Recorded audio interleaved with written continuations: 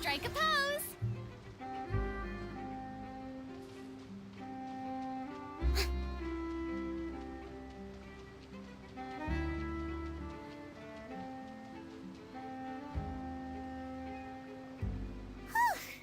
After crossing all that sand and water, we finally made it! Oh, this must be Fontaine's port!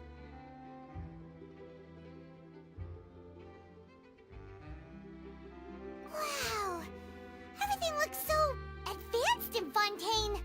Paimon's heard that the industry here is extremely developed, and there are all kinds of unusual machines! Just seeing the sights as a tourist is nice, but maybe it would be better if we found something to do! What do you think? Good idea! Nahida gave us loads of useful information. Seeking out the Seven is probably still our best source for information at this point.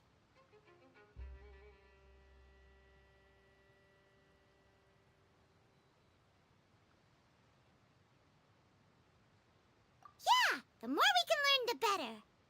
So, what do you think the Hydro Archon's like? Will we get along?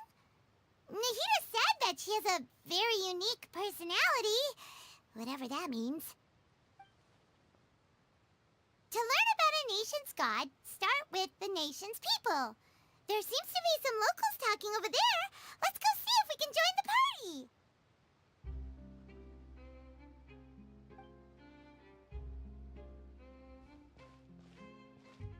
party. If you ask me, it's a tragedy how things ended for him. Clearly, he was a pretty decent person. Yeah, I didn't expect that kind of ending for him. I thought he would at least fight on a little longer for his family. I was expecting a sudden plot twist, but it's a pity that it never happened. Still, his story is quite the tearjerker.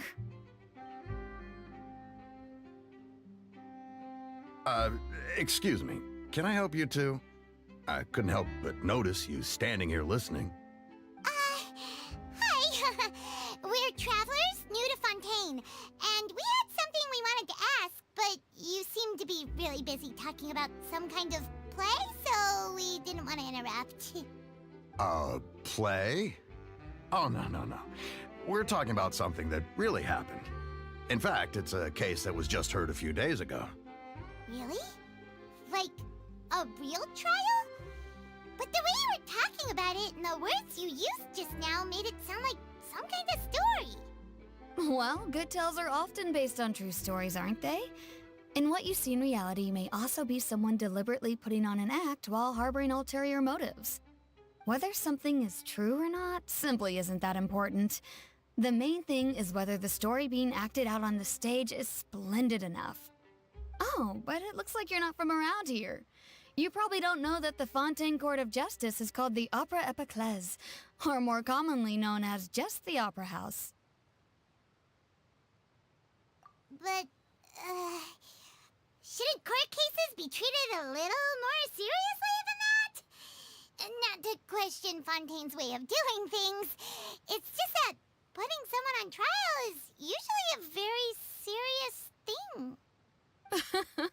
No worries. Other visitors to Fontaine have wondered the same thing. You could say that we just don't want to waste the moving stories behind those cases. And as for your worries about whether the cases are treated with due reverence, we have the absolutely just and honorable Chief Justice Neuvillette, as well as the Oratrice Mécanique d'Analyse Cardinal, a machine created by the Archon. Between the machine and the Chief Justice, false charges and injustice are a thing of the past now.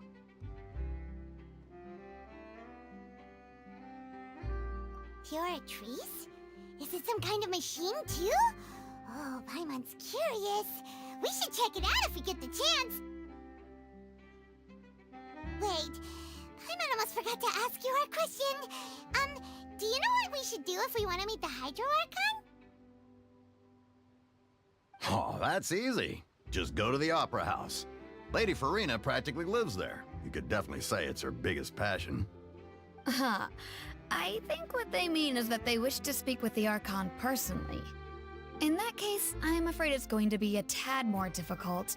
You'll have to make an appointment well in advance, and it'll depend on whether or not she has any time slots available. Huh. Is the Hydro Archon super busy taking care of official stuff? Wait, didn't you say that she's always at the Opera House? No. Lady Farina seldom takes an interest with the nation's affairs. The reason it's difficult to make an appointment is simply because she's incredibly popular. That's right. After all, she is the Archon. Though she may tend to get a little dramatic from time to time, people can't get enough of her. Huh. First time Paimon's ever heard of an Archon being described that way before. Wait! Paimon gets now! The Hydro Archon is kinda like a big celebrity here, right? Yeah, I suppose you could say that. Perhaps you could even say our mascot. Hang on. This is still Fontaine's Archon you're talking about. You should show some more respect. Yes, you're right. I guess I should at least try to be a little more respectful in front of visitors. Otherwise, I might get arrested and find myself face to face with Monsieur Neuvillette. Come on. Sure, there's a lot of laws here, but nobody's going to be arrested for saying something disrespectful about the Hydro Archon.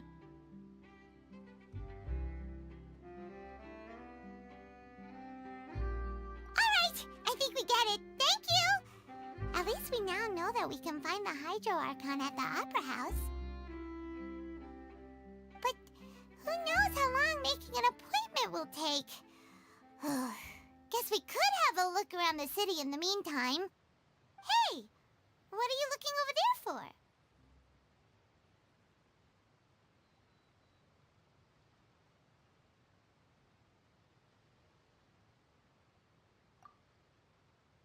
Huh. Maybe something's the matter. She isn't going to jump into the water, is she? Maybe we better go check on her.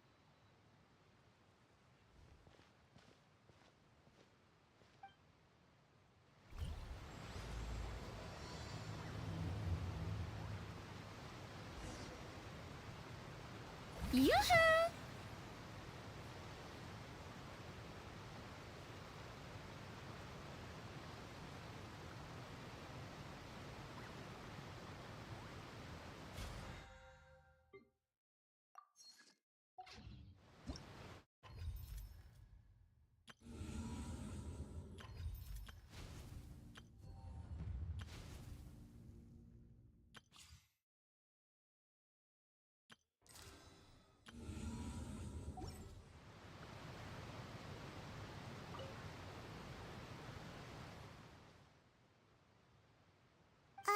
Hello there. Excuse me. Are you alright? Huh? Ah, I'm fine. Thanks. Oh, okay then. We just noticed that you seem to be worried about something. About many things, actually. But there's nothing I can do but just keep my troubles to myself. I was just reminiscing about a place my brother and I would play when we were kids. It was just atop that hill over there. See? You're pointing at the sea. Wait, are you saying that you and your brother lived in the water?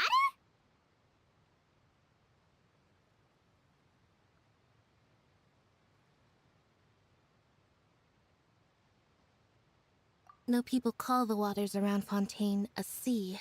It's actually just an inland lake that's filled with fresh water. And no, I can still see that hill clearly in my memories. Now it's been completely submerged. He would skip and jump, tossing sand in the wind. The sun shone brightly, and the air was filled with the scent of the sea. But now, the water is gradually swallowing our memories. It won't be long before it swallows us. Sorry. Paimon doesn't really get what you mean. I don't believe we've had the pleasure of meeting. Are you Lynette's new friends? Oh, and you are? Thanks for looking after my sister. She often comes here to reminisce about our childhood, that's all. There's no need for any concern. Allow me to introduce myself. I'm Linny, and this is my sister Lynette. If I had to guess, I'd say you must be travelers from abroad. Nice to meet you! Paimon is Paimon, and this is the Traveler. We just arrived in Fontaine. We were just talking with your sister. Even though we didn't really get what she was saying. I see. It's unusual for Lynette to be so willing to talk with anyone. In fact, she seldom speaks at all. I'm usually the only one she ever talks to. Oh, really? Then you two are just like us! Paimon's always the one talking for some reason.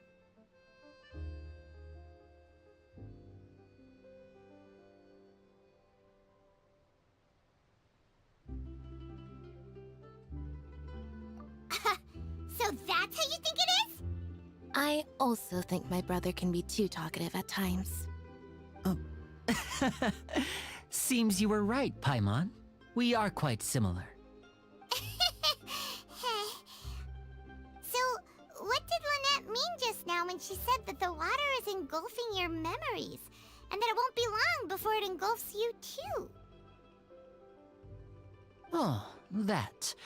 It's from a prophecy that's been circulating in Fontaine for some time now. Well, I suppose prophecy isn't exactly the right word, because that implies a certain amount of uncertainty. There's no doubt about what's happening in Fontaine now. Where to begin?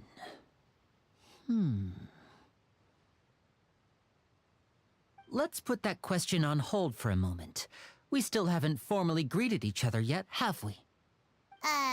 Did all the introductions earlier not count? Hello, traveler.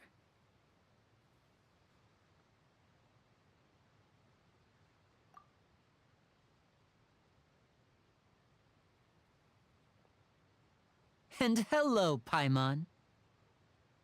Hey! Why didn't Paimon get a handshake? You're not poking fun at Paimon, are you? Please, don't take offense. Just consider it a sort of etiquette we have here in Fontaine when making new friends. You should remember it. It might prove useful. Oh, all right then. Well, Paimon's just happy to have a local friend now. By the way, we were just getting ready to go to the Opera House to meet the Hydro Archon. Would you be able to show us the way? So you're going to see Lady Farina? No problem at all. In fact, I was planning to go to the Opera House later myself. I'll gladly take you once I finish things here. Please follow me.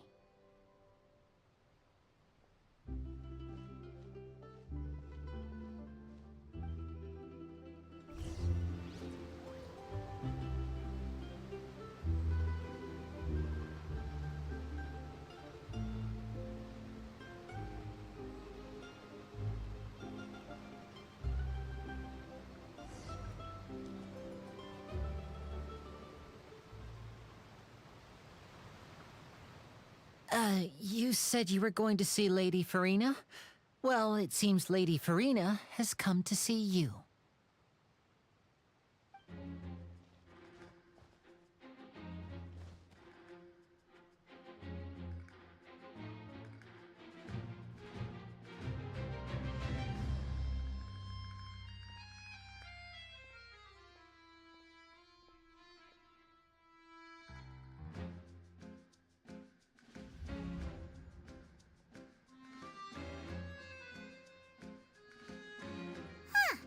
So, she's the Hydro Archon?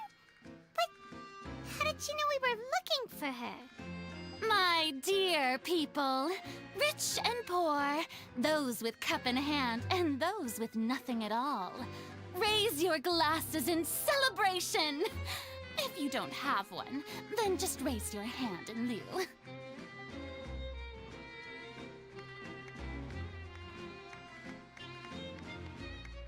As you can all see, two unfamiliar travelers have arrived in our nation.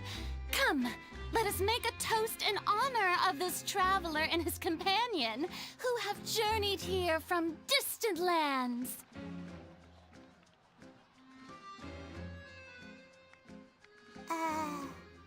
Is she talking about us?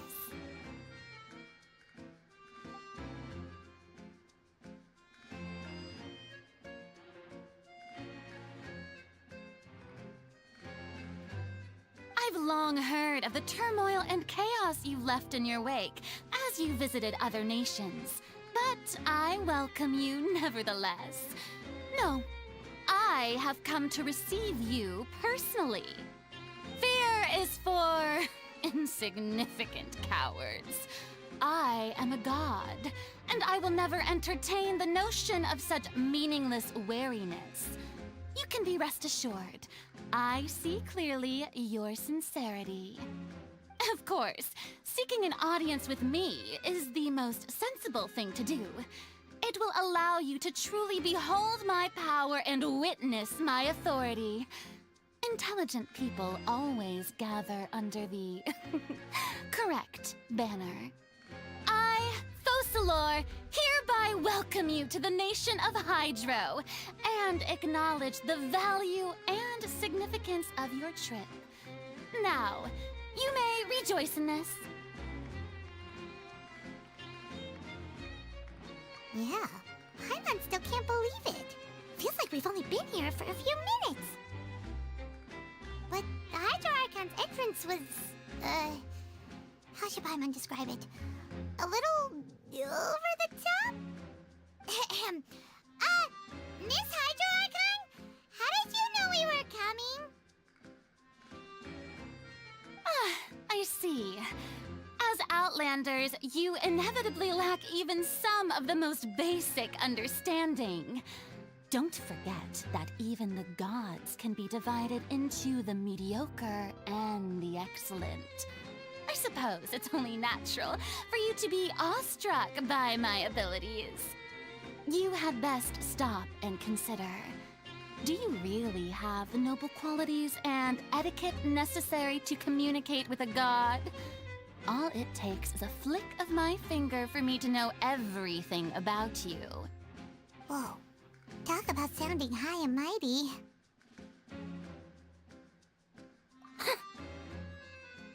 Oh? What's with these looks? Perhaps the welcoming ceremony still isn't enough? What else should I say then? Is she waiting for us to start talking? Wow, I didn't expect to see Lady Farina here. What a surprise! Wait, does this mean they're the legendary blonde traveler? How did I not notice before? Hey, what's all the commotion? Oh, is that Lady Farina? Is there some kind of drama going on? Of course. That's the blonde traveler. The one all those stories are about. Lady Farina came here to personally see him. Oh, I bet this is going to be the duel of the century. Ooh, I've got to see this. I knew Lady Farina would never disappoint.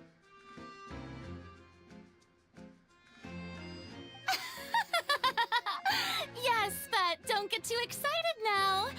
My dear believers and spectators alike tend to get quite rowdy, and despite the noise, I've come to tolerate all their ruckus.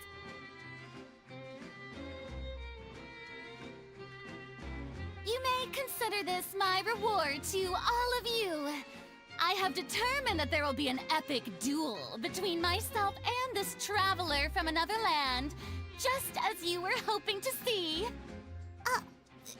Now she wants to fight? Aren't we getting a little ahead of ourselves?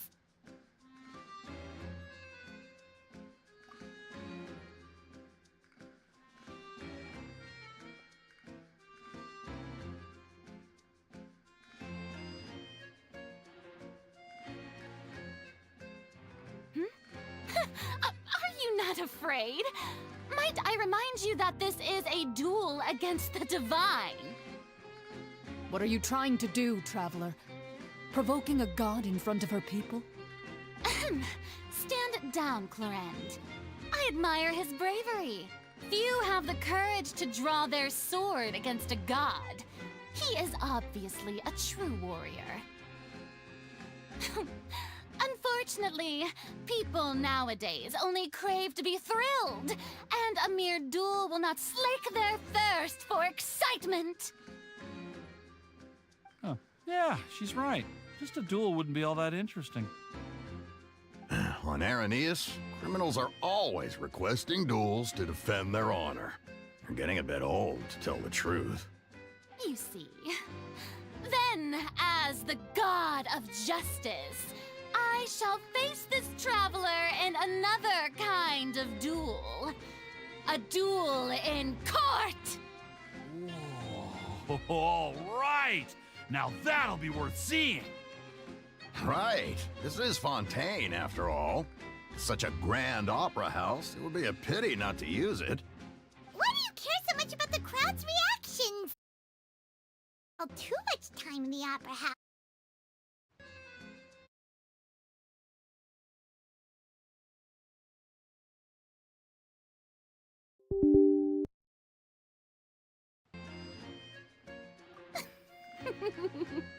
Oh, we have reason to put you on trial. It's obvious, isn't it?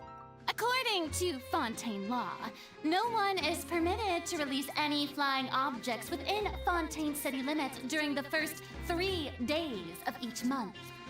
You are clearly guilty of violating this law, no? Oh, so that's what they've done wrong. That's our Lady Farina. No one knows the laws of Fontaine like she does. You call that obvious? What kind of law is that?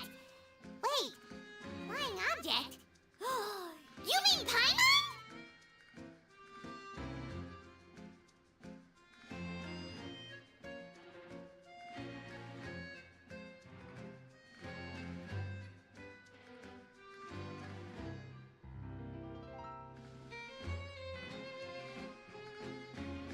Precisely!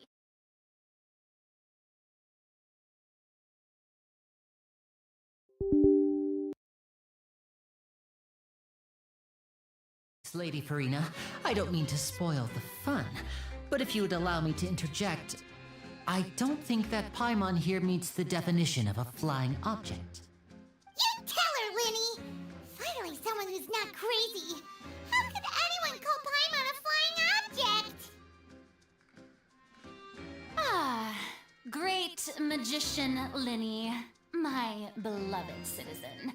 I'll permit you to object, but how exactly do you plan to prove your claim? As a magician who just rained on your parade, I naturally should shoulder the responsibility of saving the show. So, with such an audience gathered here, allow me to perform a trick for everyone.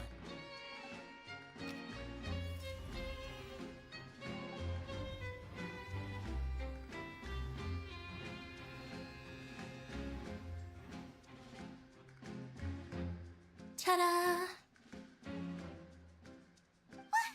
What's that on Paimon's back? Hey, when did Linny do that?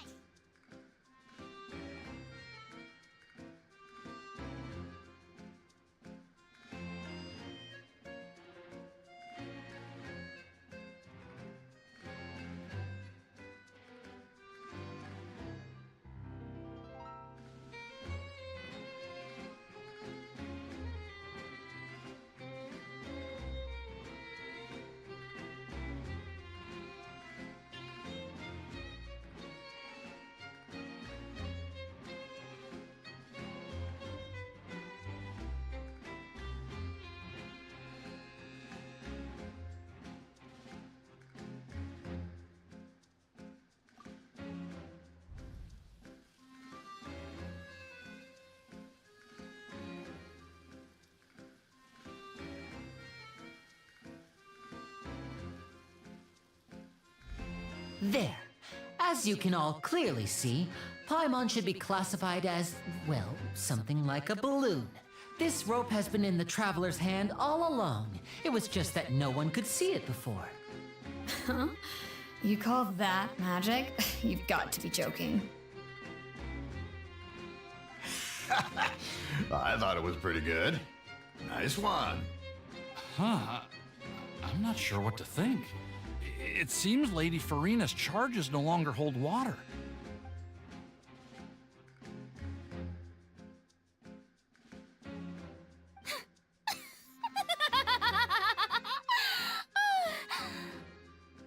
Amusing. Very amusing, Linny. Just the sort of unexpected twist that I enjoy. With you here, today's performance can finally be called complete. Performance? You see all this as a performance? In which case, consider the matter of your trial resolved. The god of justice will not bring charges against an innocent person. But when there are valid grounds, I will not only judge travelers from abroad, but even the gods of other lands. I look forward to seeing your upcoming performance at the Opera House, Mr. Linny and Miss Lynette. That's enough for now. Toodaloo!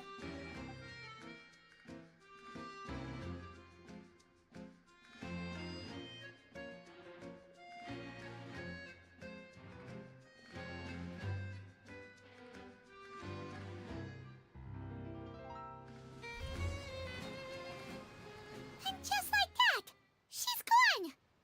Well, that's the most unpredictable Archon Paimon's ever seen. We never even had a chance to ask her anything. But that's a problem for future Paimon.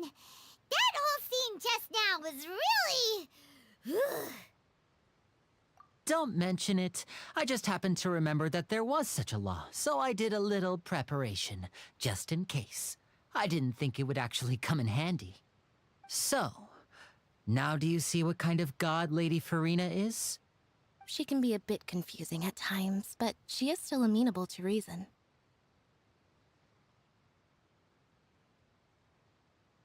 Anyway, Paimon had no idea you were a magician, Linny. It sounded like you'll be performing at the Opera House, right?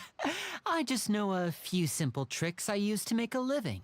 Lynette is my assistant. It will actually be my first time performing on the most prestigious stage in Fontaine, the Opera House. But isn't the Opera House where criminal trials are held in Fontaine? When there are no public trials being held, the Opera House hosts a variety of other performances.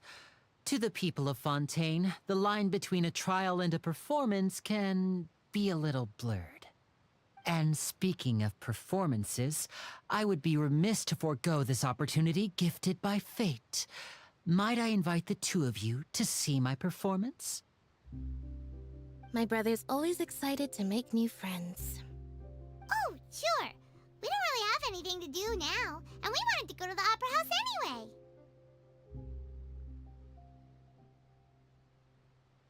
Splendid. In that case, why don't we go together? I'll show you the way. I just have something to take care of first.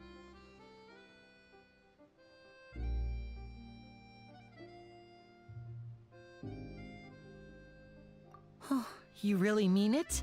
Then I'll take you up on your offer. This is a magical item known as a magic pocket.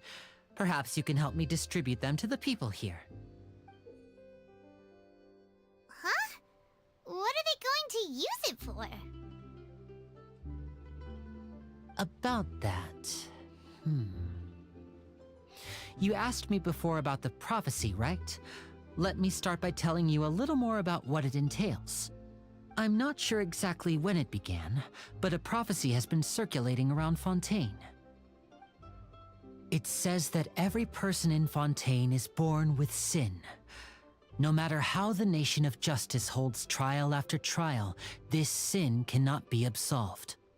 Until one day, the water levels in Fontaine will rise, and the sinful people will slowly be drowned. In the end, the people will all be dissolved into the waters, and only the Hydro Archon will remain, weeping on her throne. Only then will the sins of the people of Fontaine be washed away. That sounds pretty gloomy. Why are people in Fontaine born with sin? What is that supposed to mean? There are lots of guesses. Some say that the ancestors of Fontaine stole the power of the seas and stirred its wrath. Others say that the people of Fontaine never heeded the first Hydro Archon's warnings and offended Celestia. But here in Fontaine, evidence is what matters. There hasn't been concrete evidence for any of these claims, so they can only be regarded as conjecture. If even the people in Fontaine don't know what sin they committed, wouldn't it be better just to ignore the prophecy completely? Why bother feeling guilty all the time? That's exactly what the people did at first. But in the last few years, the water levels in Fontaine have actually started rising.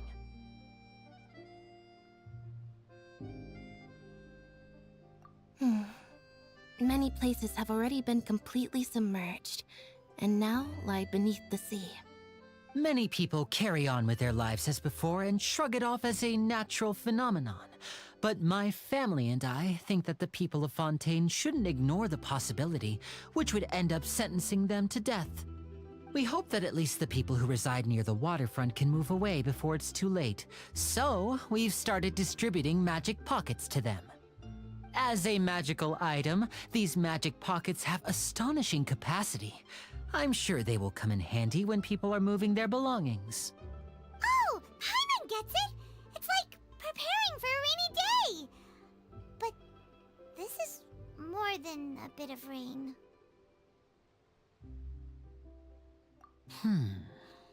Perhaps only absolute power could ever contend with such a catastrophe.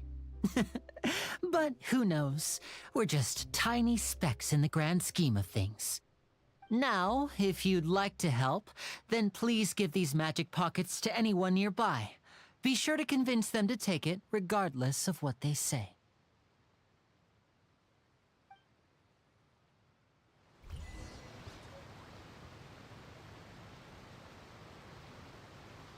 Ah.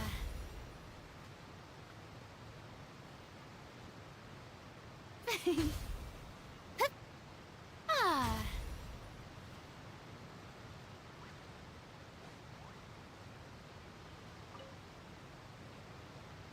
So you're the blonde traveler that everyone's been talking about. My apologies for not recognizing you earlier.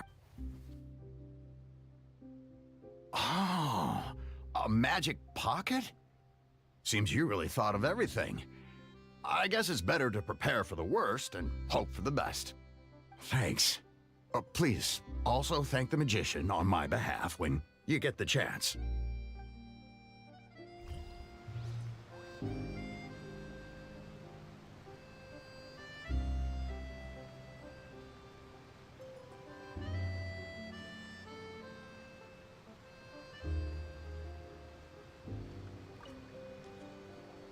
What's this? So you also believe in the prophecy. Keep it. I won't have any use for it. What? You mean you don't believe? No, I believe in the prophecy. But I also believe in another story. The story says that people once lived in the ocean. They were one with the ocean and couldn't live apart from it.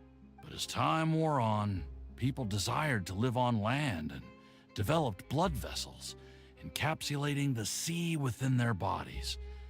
Thus could people set foot on land. So, if you ask me, when the water rises and takes us all, it'll be like we're going home. Oh, we hadn't heard that one before. But people can't live underwater. They'll die. You should... All right, I'll take it.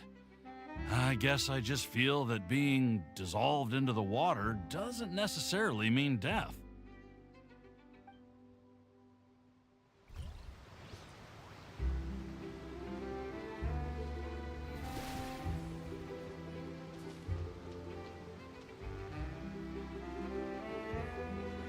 Yep. Let's fly.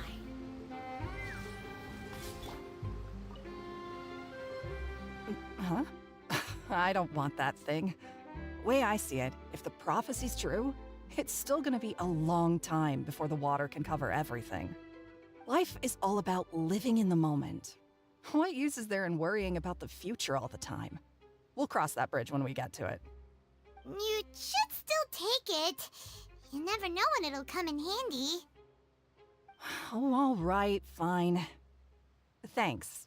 It's just that if I start moving, that means I've already given up on the life I have now. I'd really rather not.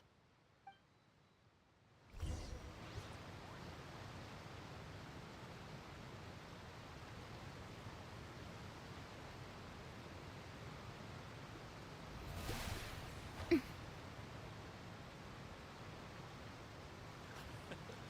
can't wait to give her my gift. Oh? You already handed out all of the magic pockets? That was fast. So, what did people have to say? I bet you heard some, interesting opinions. Yes, but that will change once disaster strikes. I know they'll change their minds, so it's only right to help them prepare. Is there anything else you need to do before we leave? Yes, one last thing. I have the magic pockets made by a workshop in the court of Fontain. Since we're out and about, I was thinking about bringing him some more materials. So, you want to collect materials? Just tell us what the materials look like and we'll help. Many hands make light work. Oh, that would be much appreciated. We'll need some Romaritime flowers. I remember seeing them near the waterfront on the east side of the harbor.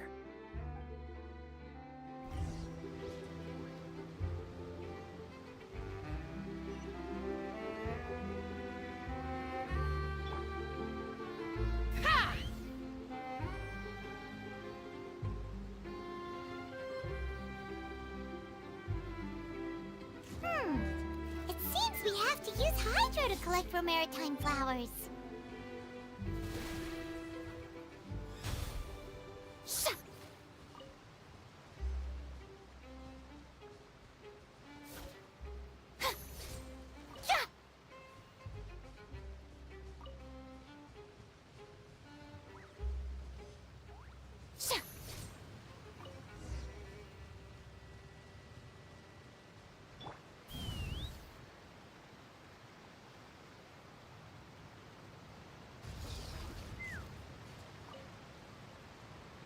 You made quick work of that. I can tell you're an experienced traveler. I've also finished collecting a few here. Maybe next time you'll feel like helping too, Lynette. No way. I'm in power-saving mode today. Otherwise, I fear I may not have any energy left for the performance at the Opera House. Fine. Though the performance is still a long way off. Now that we're finished here, we should get ready to head back to the court of Fontain. So, we're going to the court of Fontaine before we head to the Opera House? Good. Paimon wants a tour of Fontaine's largest city and try...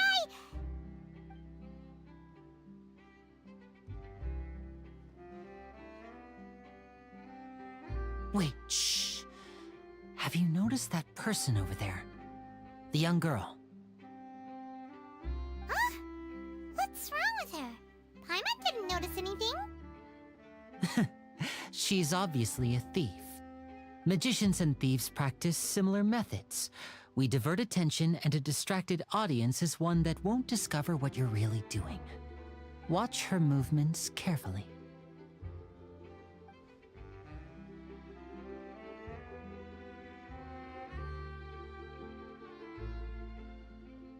Oh, he's right! Shh, keep your voice down. We need to think of a way to catch her, but it seems she's very alert. Perhaps we should split up. You two can ride the lift over there and wait up top. I bet that'll be her escape route if she tries to run.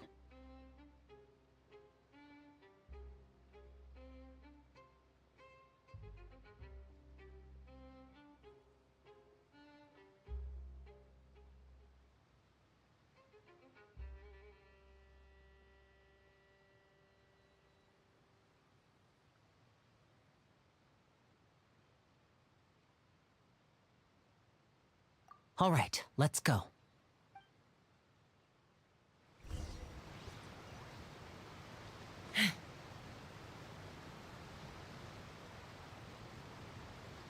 Let's fly!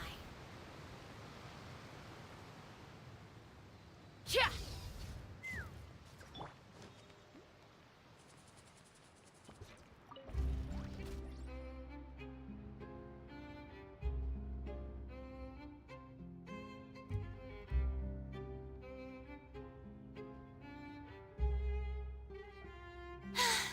Being too popular can be such a hassle.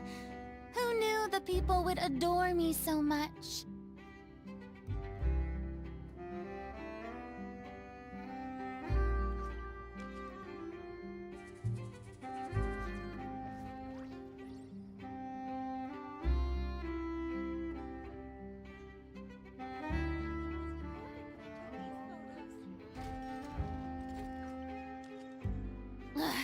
Boring.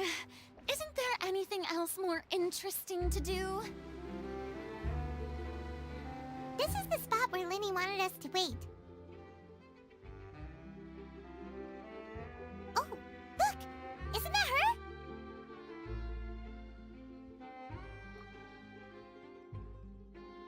Oh no!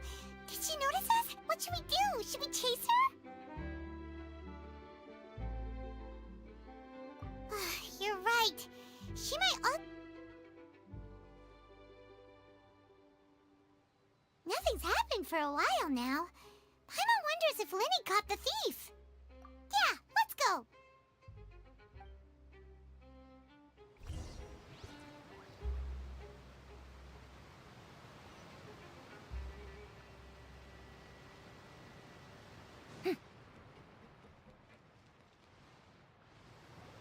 Are you sure that's all she took?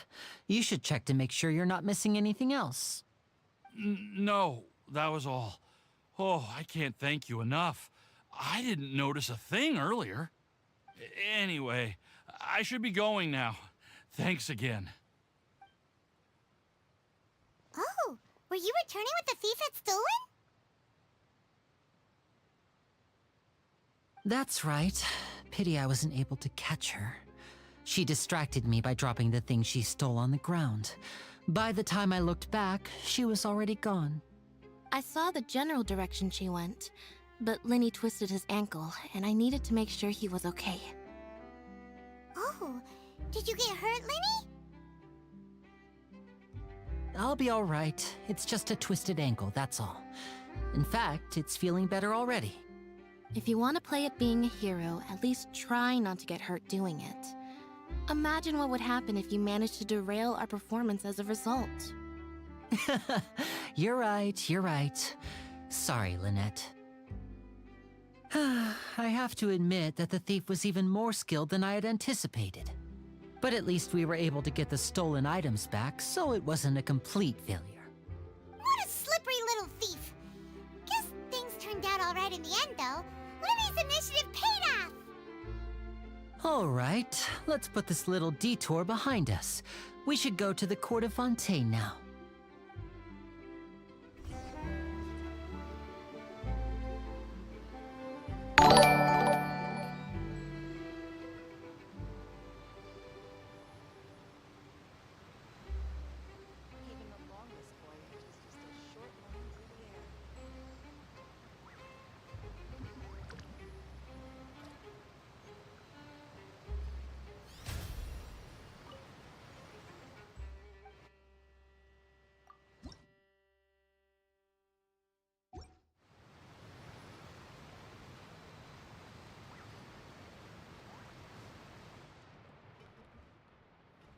The lighting was perfect when I took these photos.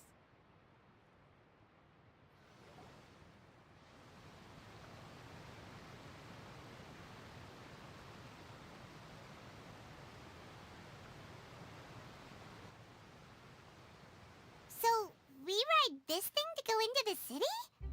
What an ingenious way to get around! People in Fontaine really know how to use water!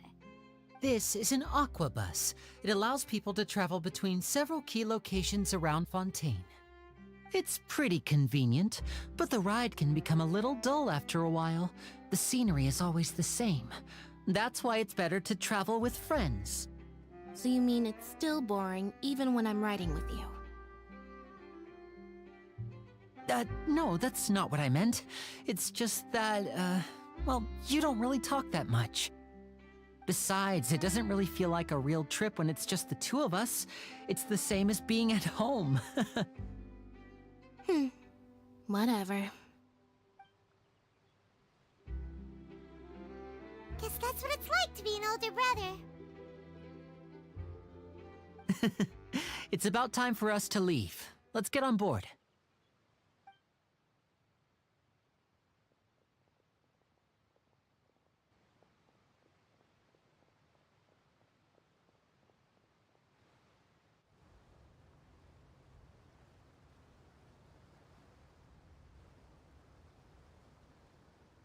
Oh, excuse me!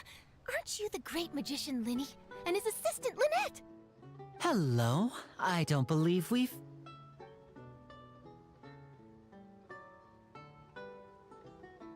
I'm Charlotte, a reporter for the Steambird. Nice to meet you. From the Steambird, huh? We've often relied on your paper to promote our performances. It's an honor to meet you. Wait, could that be the legendary traveler who's been making headline after headline in their journey across Tibet?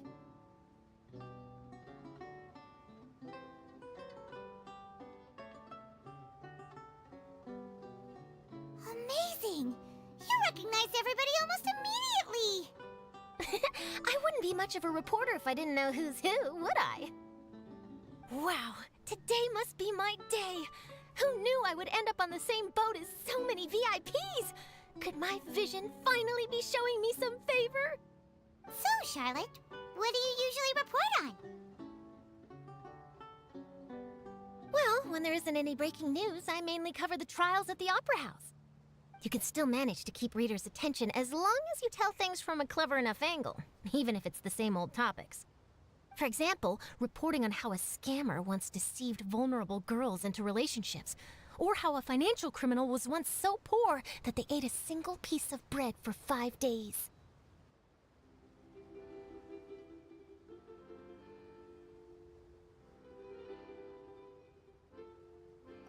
That's fine and all, but what I'm really after is exclusive, sensational news pieces that could shake the country.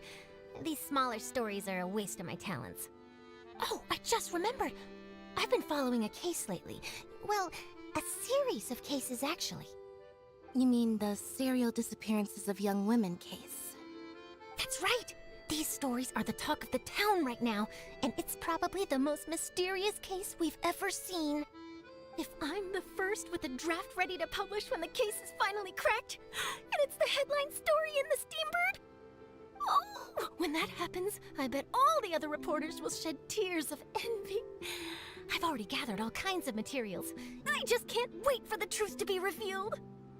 So, what is the serial disappearances of young women case? You mean the culprit hasn't been found? That's right. The first missing girl case happened almost 20 years ago. And ever since, after a period of time, another girl disappears. What the cases have in common is that the girls are all of a similar age, and that they've all vanished without a trace. But the scariest part is that to this day, none of the girls have ever been found. Many suspects have been arrested over the years in connection with this case, but shortly after each arrest, another disappearance would always happen.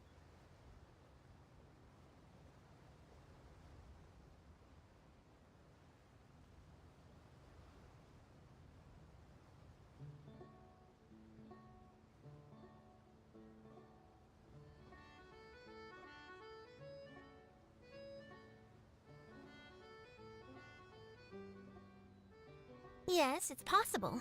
But either way, I believe that every case has some precise truth behind it, waiting to be exposed. Yes, I agree.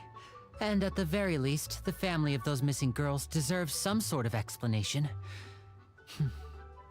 I just imagined for a second what I would do if Lynette were to suddenly disappear. I'd pay any price to get her back, and then find a way to track down the culprit. Please don't imagine that, Linny.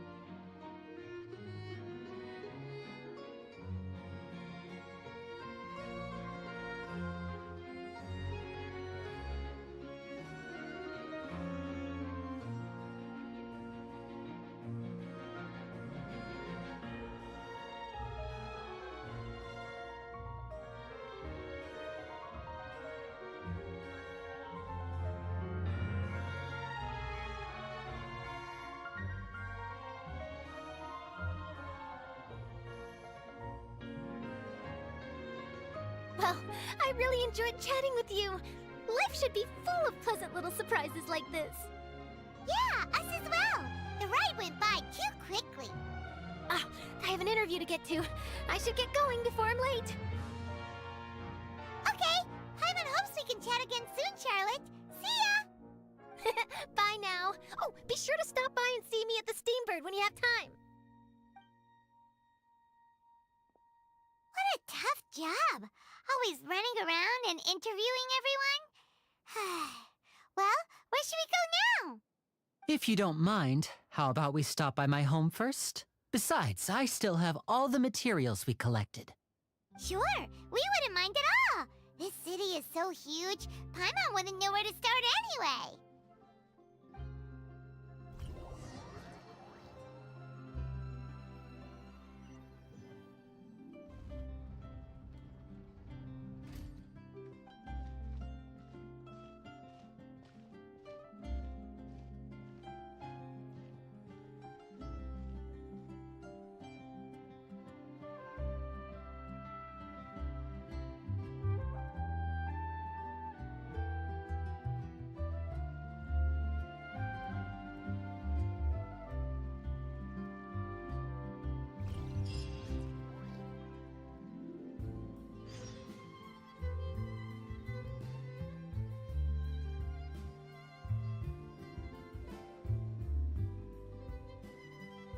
Tea parties are a must for the well-mannered.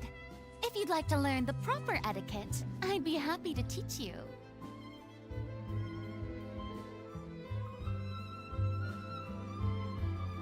Music is the language of the soul.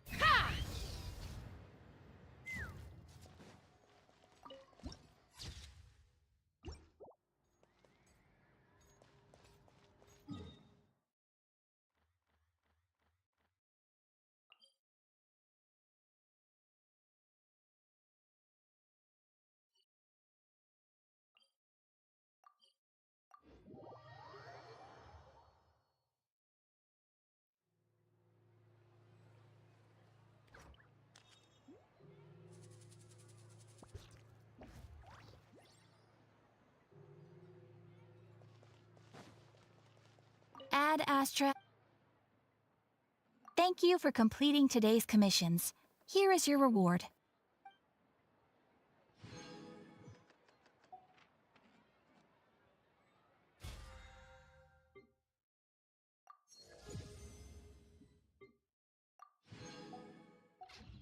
There'll be an extra fee for that.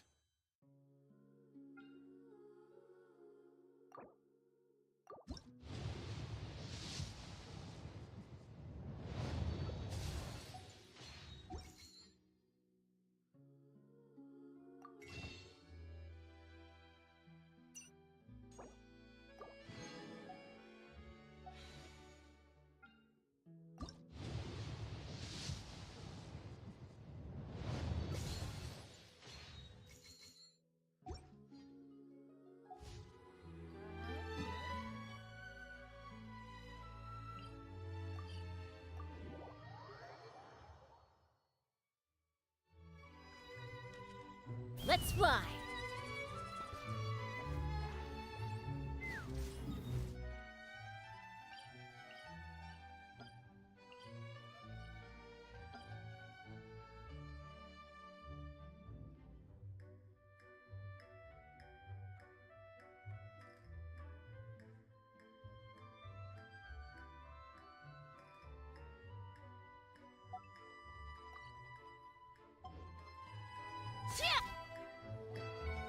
This is our current abode. Ah, Fremine, you're home. Where did everyone else go? I have some new friends that I would like to introduce. Oh, they all just went out a moment ago.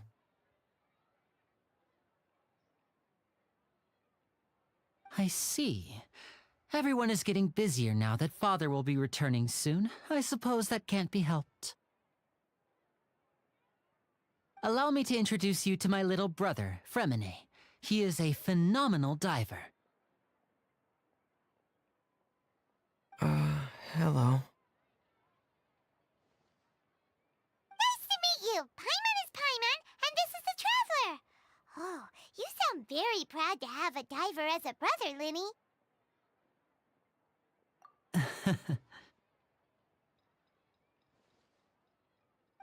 Linny, could you come here for a moment?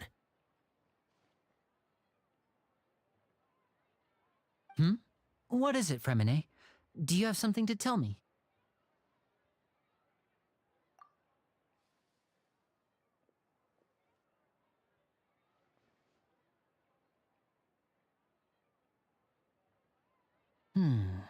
Okay, I see.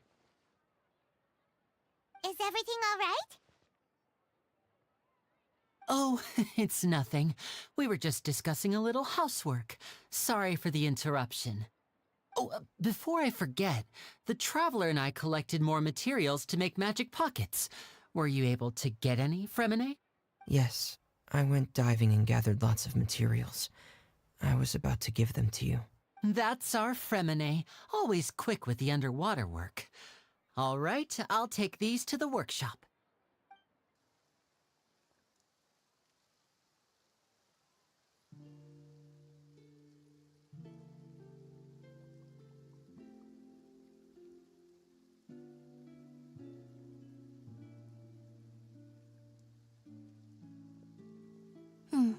Looks like rain. Oh, you're right.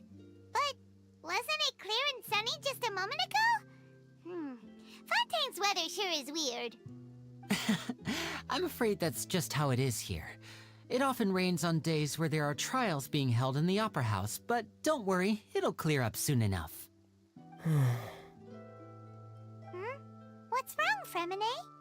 There's a legend about the rain that I tend to believe. It's said that a dragon of water once resided in Fontaine. Though we don't know where the dragon went, every time it weeps, the skies will cloud up and pour out rain. When I was a child, my mother told me that if I wanted to go outside and play, I should yell toward the sky at the top of my lungs. Hydro Dragon! Hydro Dragon! Don't cry!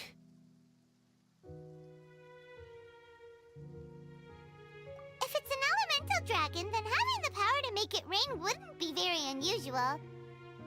Let Paimon try something. Hydro Dragon, don't cry!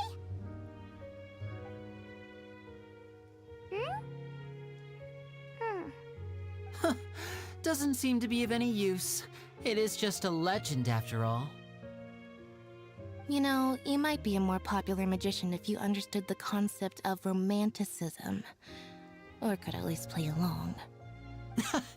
Sorry. It might be because we've never met the Hydro Dragon. Perhaps it can't be comforted by the words of strangers.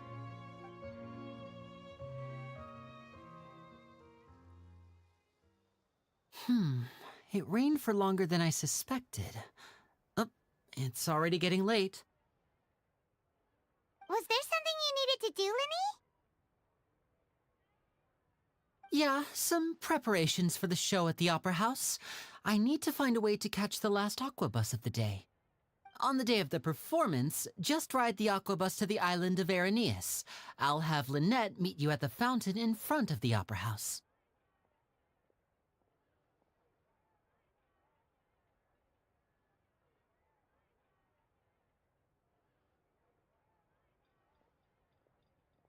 Oh, are you leaving now? What is it, Fremine? I'm in a hurry. Oh, I get it. You feel nervous delivering the materials for the magic pockets, is that it? Perhaps we could trouble the Traveler to help us take these materials to the Beaumont workshop and deliver them to the owner there? I'm afraid that Fremine can be quite introverted, and the boss there tends to be pretty talkative. Fremine has always been a little afraid of her. No trouble at all. Don't worry, we're on the case. Sorry for the inconvenience. I'm quite useless when it comes to such tasks. I'll think of a way to make it up to you.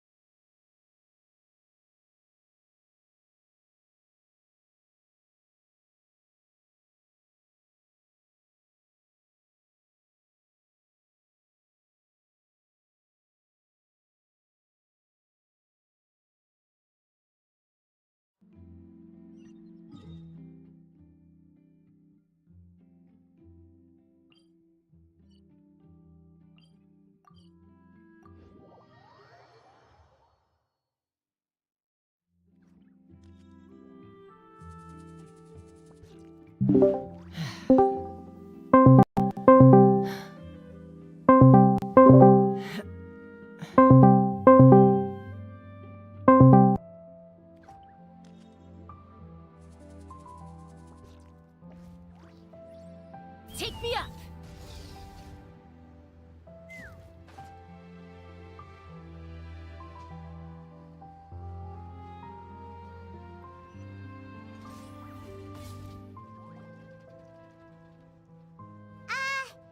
Hello? Is there anyone here? Oh, hello there. New customers? Looking to buy, or do you need something made? Or perhaps you're just looking for a chat with me. Oh no, we're just here to deliver some materials. Here they are. They're for making... what were they called again? Ah, these must be for Magic Pockets! I could tell right away. I've already made several orders worth now.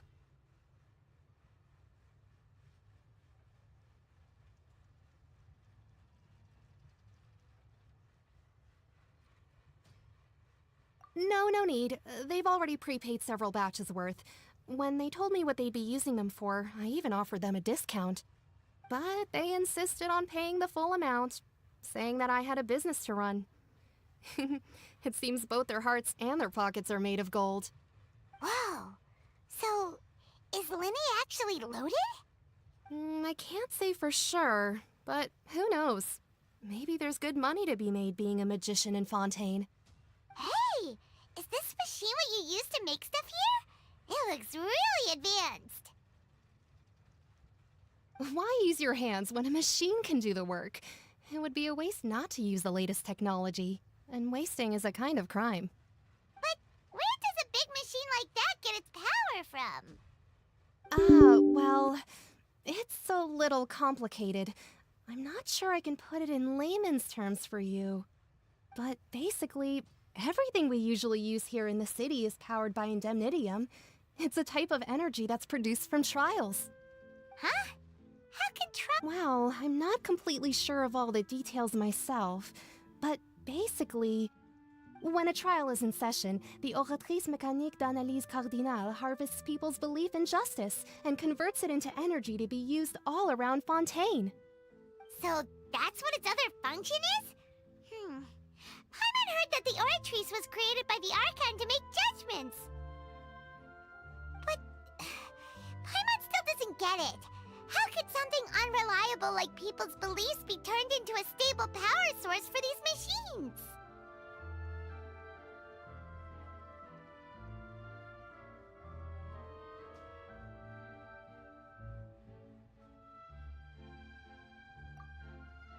Oh, yeah!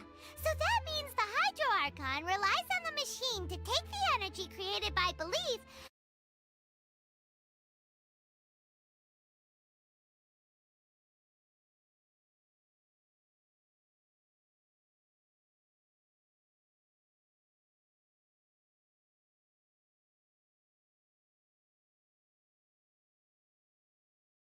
Still cannot be widely used by civilians. I thought I'd find you hard at work, but here you are chatting the day away. Since you're already talking, I'm sure you wouldn't mind a few words with me. You again? Didn't I already promise you that I'd have the more I owe to Confrérie of Cabriere by next month? Why are you hounding me now? Yeah, but how do we know that you won't go running off by the end of this month? I want 50% today. Wait, no, 70%. Huh? You... Seems business isn't so great for the workshop. We've already finished our job and delivered the materials. Maybe now's a good time to leave? Hey, hold on. Before you go around trying to collect payments, why don't you settle your own debts first? If Confrere of Cabriere wants to poach clients from Northland Bank, that's fine. But I'm afraid you still owe the bank a hefty sum of mora. So why don't we work things out between us first, before you get back to your little conversation here? You're from Northland Bank. But we said we'll pay everything we owe next month. Why are you hounding me now? Traveler, Paimon! I didn't think I'd run into you here in Fontaine. What are the chances? We're surprised to see you too! What are you doing here in Fontaine? You didn't want to stay in Snezhnaya? Long story short, I've already been in Fontaine for some time now, and honestly, things have been pretty boring. But it seems that fate brought our paths together today. Not only will I have some good friends here now, but ones who always seem to find trouble. Either way you look at it, it seems things are going to get a lot more interesting now. Pretty sure we'd want to avoid anything that you'd find interesting. Besides, our trip here has gone pretty well so far. Right, Traveler? Hey, you, Northland Bank boy. Aren't you forgetting something? Don't interrupt. It's not often I run into the Traveler like this. Why don't you wait for me over there for a while? You kidding? Aren't you the one looking for us? You really expect us to sit and twiddle our thumbs while you catch up with your friends? Listen to me, boy. If you want your mora, fine. Why don't you come and take it? Hey, I just said not to interrupt. Oh, by the way, Traveler, the last time I took Tonya and Tusser ice fishing, Tusser said... Hey! That's way over the line!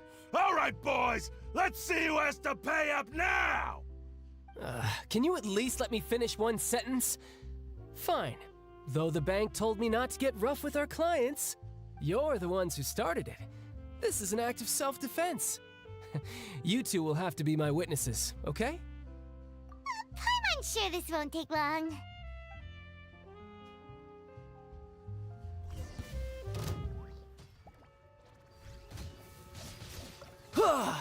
Shouldn't let your guard down.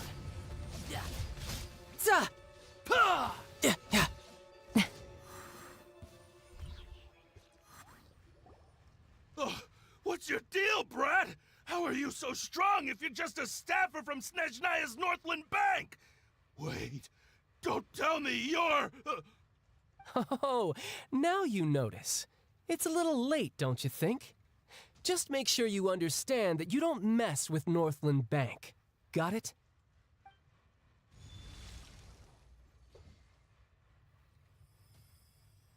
Huh? Now's my chance!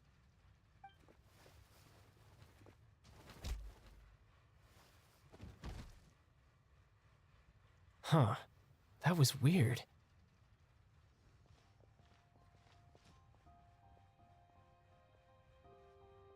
I'm not sure. It's as if I suddenly lost control of my hydro powers when I needed them. Maybe there's something wrong with my vision? Strange. How could that happen?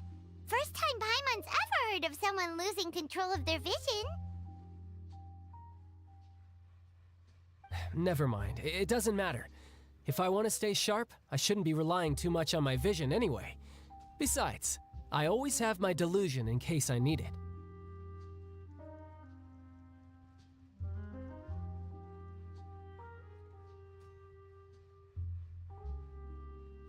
So what are you doing in Fontaine, child? And don't say it's work for Northland Bank. Well, I guess it's because I've been in a bad mood lately. Huh? What kind of reason is that? Wait, since when do you feel down about anything?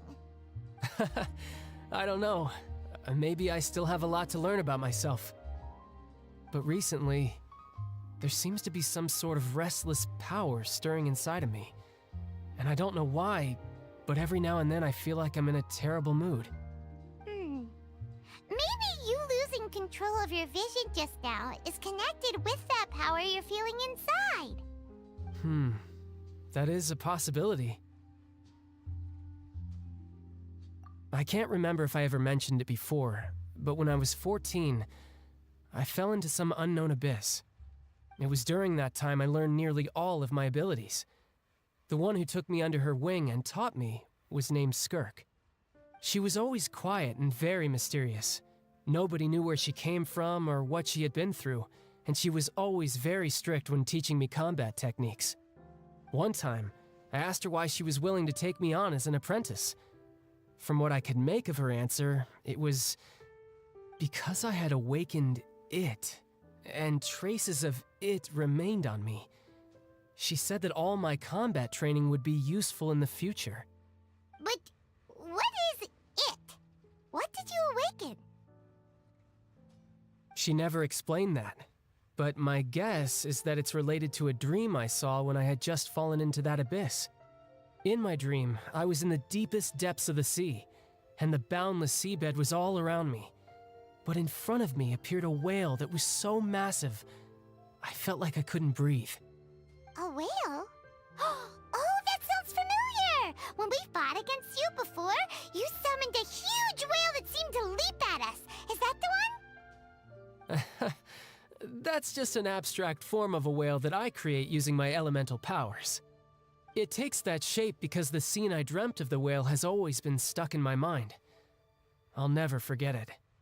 So you used the whale as inspiration for one of your moves? Huh. Seems a little twisted to Paimon. So why don't you just go ask your master? Maybe she knows the answer. You make it sound so easy. Ever since the incident I experienced there, I've never stopped searching for Master Skirk and that unknown abyss. But it's been years now, and I've still found nothing. There isn't even a trace of the place where I remember falling into the abyss. Oh, it sounds like some kind of ghost story. Yeah, I'm out of leads at this point, but there's nothing more I can do. It seems that strange encounters in this world tend to be elusive like that. Oh, seems the time really flies when I'm talking with you. I just remembered I have somewhere else I need to be, so I should get going. What? More work for the Northland Bank? No, it's more of a personal appointment. Lately, I've been sparring with some of Fontaine's official champion duelists whenever I'm feeling bored. Official champion duelists? You mean it's their job to duel? Yep, in Fontaine, before a criminal goes to court, they're given one chance to defend their honor by requesting a duel with an official champion duelist. The champion duelists are all-powerful fighters selected from among the nation's best, and the duel itself is a no-holds-barred fight with no specified stopping point. So engaging in such a duel is regarded as a symbol of defending your honor. If a criminal manages to win the duel, they'll be acquitted, but if they lose, they'll have no choice but to stand trial. And the worst-case scenario is that you're simply killed in the duel. Though it's rumored that Fontaine has a death penalty, from what I can tell, no one has ever been officially sentenced to death. So really, the only people who opt to duel are those who have suffered a grave injustice in being accused, or those who greatly value their honor. Otherwise, why gamble with your life? So, do many people actually get out of their trials by winning the duel? Apparently, it's exceedingly rare for anyone to actually win. Fontaine probably enacted this system as a way to show that the nation respects the honor of its citizens.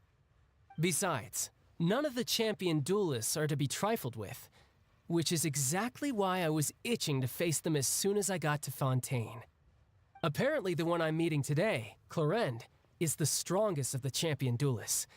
I had been asking her for some time before she finally agreed to face me today. Well, that's child for ya. Paimon feels like we heard that name somewhere before. Clorinde. Huh.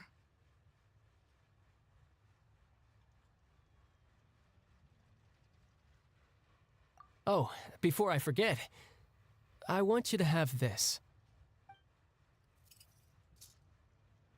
Huh? Your vision? You're seriously just giving it away? I'm just worried that it could become uncontrollable again. I'd be pretty upset if it got in the way of my duel, so I think I'll be better off without it for now.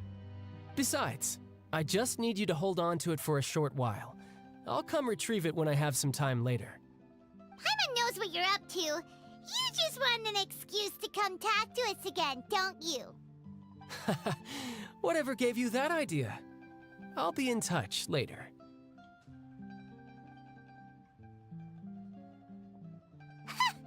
That sneaky guy. He said he's been feeling down lately, but he seemed the same as ever to Paimon. Well, since we don't have much to do for now, we might as well walk around and see the city before Lenny's performance.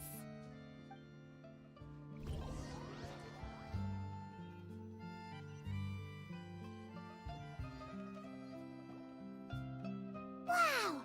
Who could have seen that coming? The reporter who was barely around for most of the story was the murderer all along!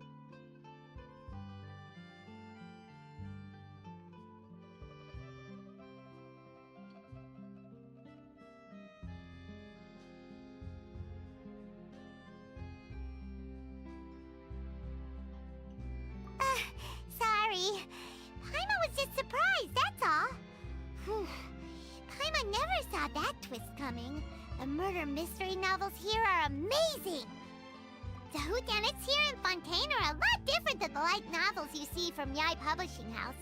Both have their merits, but Paimon thinks this style of novels are more, well, novel.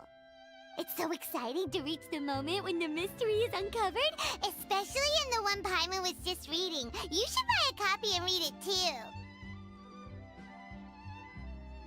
Oh, sorry about that. Paimon will be more careful next time.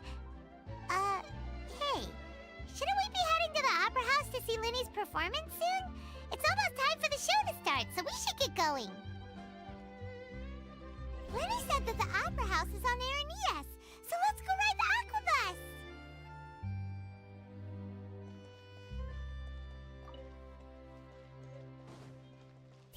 Yeah!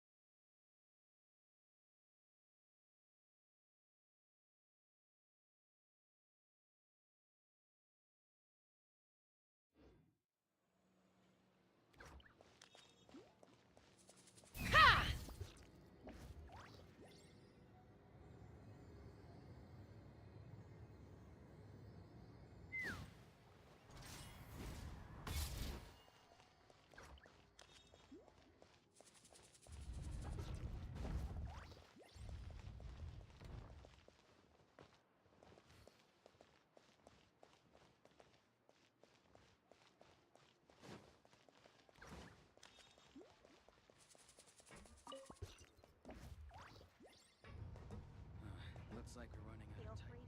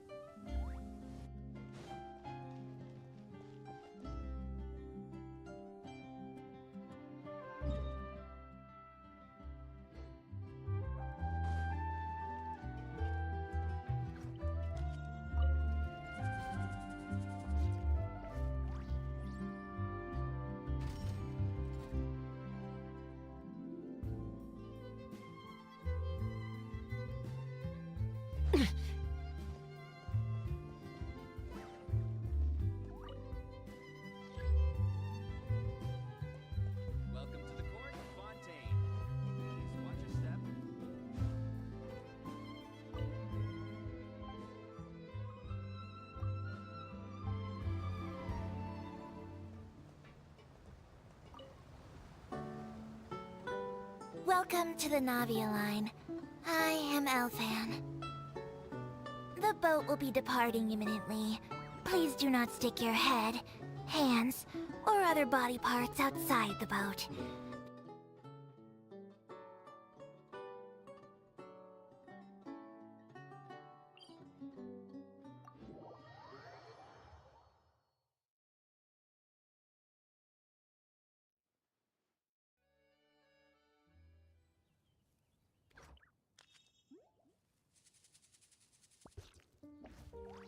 Let's fly!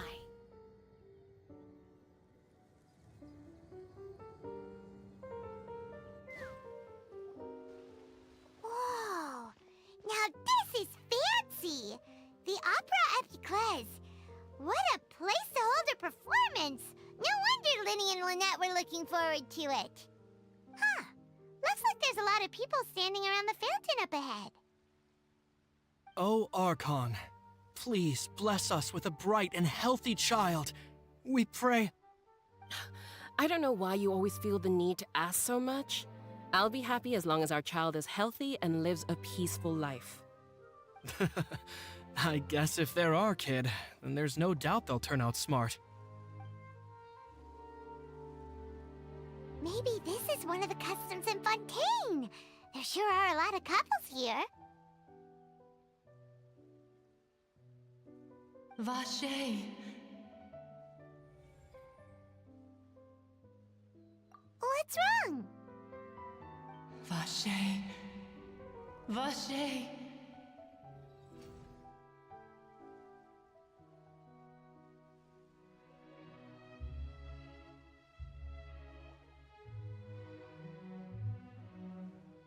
No, Paimon didn't say anything. Are you hearing things?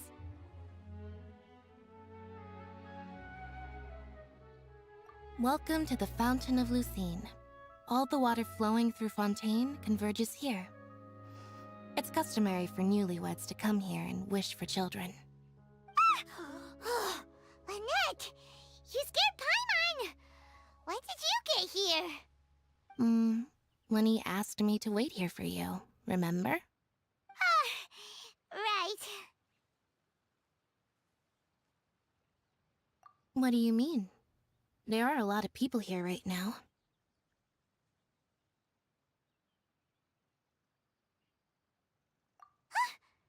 Hey, you're not trying to scare Paimon, are you? Besides, it's the middle of the day. It's not the time for eerie things. I see. I might be able to tell you something that could help explain the voice you heard. In fact, you might not be imagining things at all. I suspect that what you heard is a result of your hypersensitivity to the hydro element. Others in my family have had similar experiences. It's because of his sensitivity to the hydro element? But what would hearing a voice have to do with elemental power? When do you cry, Paimon? Wait, what? What does that have to do with anything? Just answer me. When do you cry?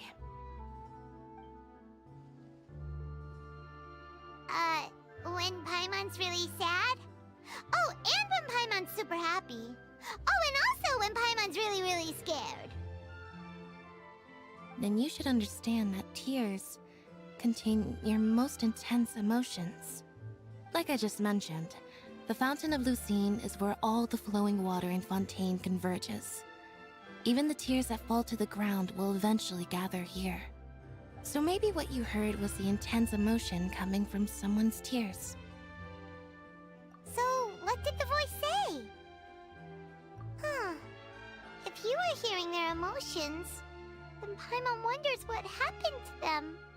Rather than worrying about them, we should worry about my brother first. Don't let that calm look of his fool you. He tends to get pretty nervous just before a performance. So chatting with Linny might help him relax a little before he goes on stage.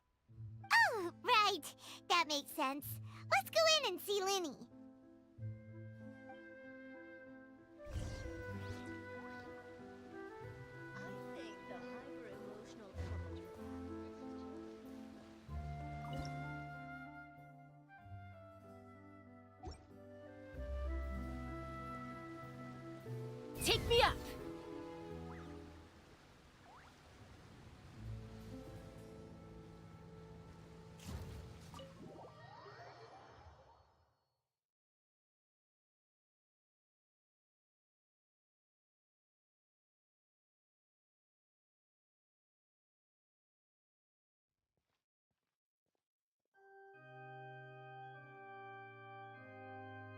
Traveler and Paimon, good to see you.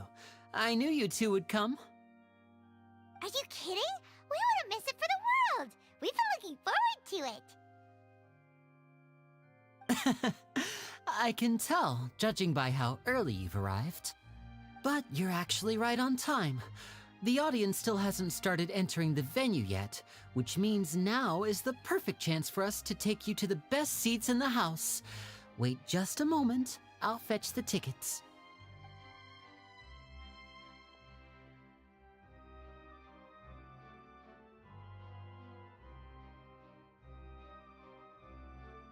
The Opera House has assigned seating, so you always have to make reservations. I've already reserved your seats, and here are your tickets. Ooh, front row seats! Thanks, Lenny! Don't mention it. There's no need to keep thanking me. Hey, Lenny! Could you come over here and take a look at this? Oh, I'll be right there. Seems there's an issue with the stage props over there. That's Cal, my assistant, calling me. I'll go lend him a hand.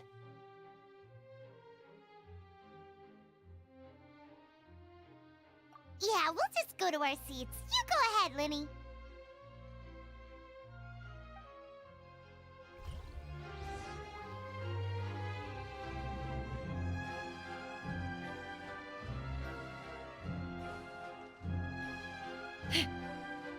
Let's fly.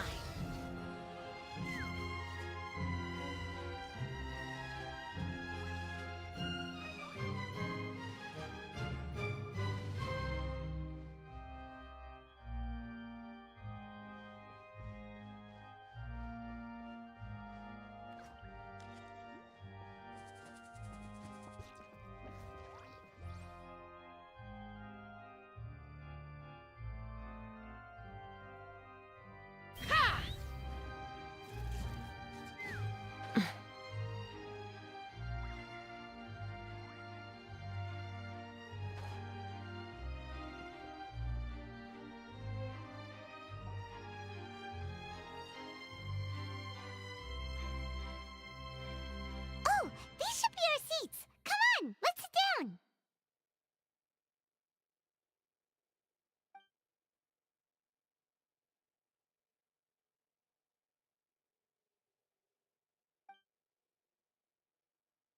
Uh...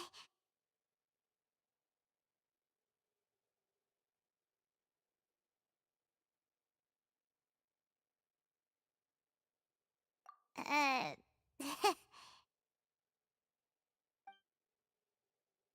Hey, Traveler. Maybe we should strike up a conversation with the person next to us. Since we're sitting together and the rest of the place is practically empty still, it's kinda awkward if we don't say anything. Ah, you little...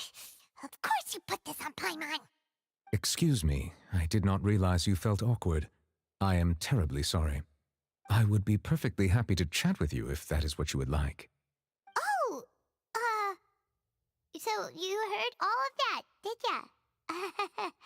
Boy, you sure have good ears. Paimon thought she was keeping her voice down. Wait, that's not it. Paimon's... Sorry. Paimon's the one who was being rude, talking under her breath like that. So, let's talk, but, what should we talk about? Oh, Paimon's got it. You're also here early and sitting in the front. Are you a friend of Linny's, too? A friend, you say? Well, if Mr. Linney would like to be my friend, I would be more than happy to reciprocate. Oh, so you're not friends with Linny, then. Oh, this is getting more awkward by the second. Paimon nearly forgot to make our introduction. Nice to meet you. Paimon is Paimon, and this is the Traveler. We just arrived in Fontaine. It is an honor to meet you two. I have heard of your deeds across Tevat. And as required by proper etiquette, I will also introduce myself. I am... Oh, Monsieur Nervillet, what an honor it is to have you here to see my show. Ah, Mr. Linney. I should say it is in fact an honor for me to see your performance in person. Wait, Neuvillette? Could he be... I saw you all chatting just now, but it seems you still don't know who Monsieur Neuvillette is. Allow me to introduce you to Fontaine's Chief Justice. That seat is always reserved for him. It wouldn't be too much to say that he's the symbol of justice and honesty here in Fontaine. Ooh, sorry for being so rude just now. Paimon had no idea you were such an important person. No offense taken. Being Chief Justice is merely what I do for work. Nearly every person has their usual reserved seat, so I'm not so special, really. And by the way, I should probably let you know, even though I would prefer not to. There's someone sitting up there in the VIP seats that has been striking a pose for quite a while now. I believe she is trying to give you a most elegant and impressive first impression. So I think you should take notice of her sooner rather than later, otherwise she may become flustered.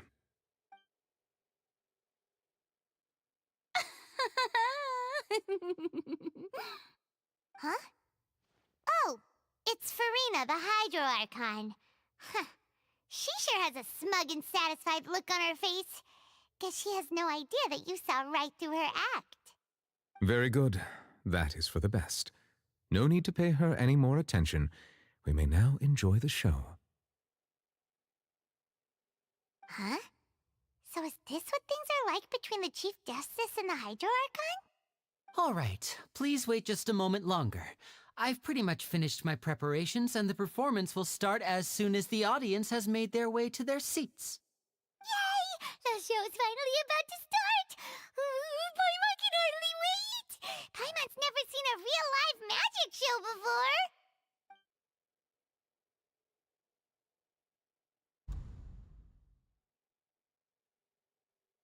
Ooh! They're dimming the lights! The show must be starting! Sorry. Paimon will try to stay quiet. Welcome, one and all, to the Opera Epiclese. I am the star of today's show, Linny. And over here is my sister, Lynette, who will be working as my wonderful assistant. Please, let's give her a warm welcome. Hello, everyone. I know she may seem to be a little sleepy right now, but that's just a sign that she's nervous. Whatever.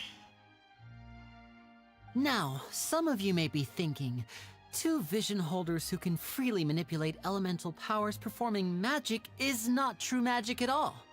So, I would like to take a moment to assure you that elemental powers will have nothing to do with what you will witness on the stage today.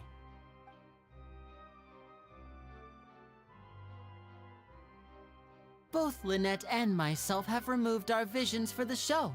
That way, even the gods won't be able to help us. Oh, good point. That's what makes the show real magic.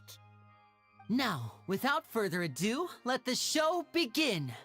Lynette will now exit the stage to make some preparations. I know you might miss her, but don't worry. She'll be coming right back on stage momentarily. Perhaps in an unexpected way. I'm sure she'll be stealing the spotlight soon enough. Oh, and before I forget, there's one more thing I should say. You never know what can happen in the blink of an eye. A magician's greatest skill is making things disappear or appear. The possibilities are endless.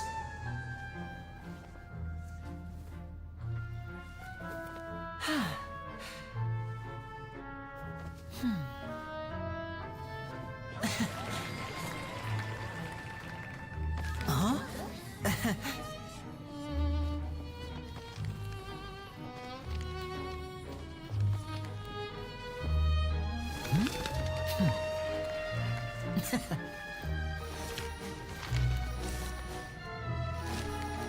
But this isn't what you came for. These little tricks, you've seen them all before. So it's time for something truly extraordinary, don't you think? This one's a little tricky.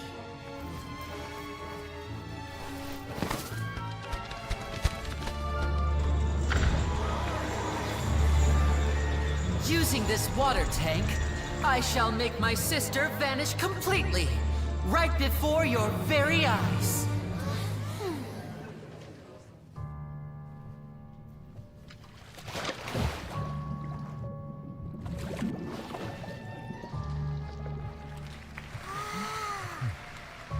It's actually quite simple. She'll just turn into air bubbles and float right out of the top.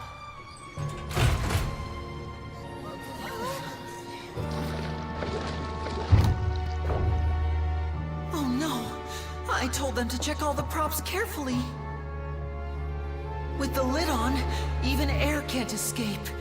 An amateur magician would be getting very nervous right around now.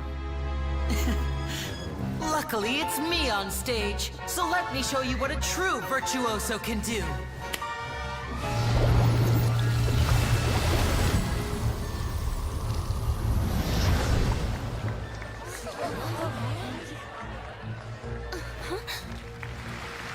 Lynette, are you still there? Don't go too far. We don't want to use up all our magic. Hi, I'm back. Uh-huh.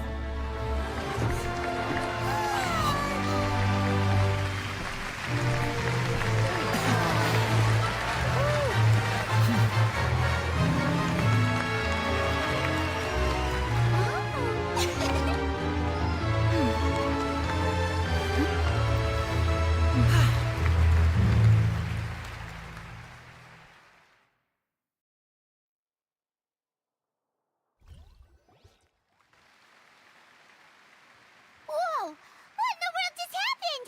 How did he do that? Paimon didn't see him do anything! Wasn't Lynette inside the water tank? How did she disappear and then reappear out of nowhere?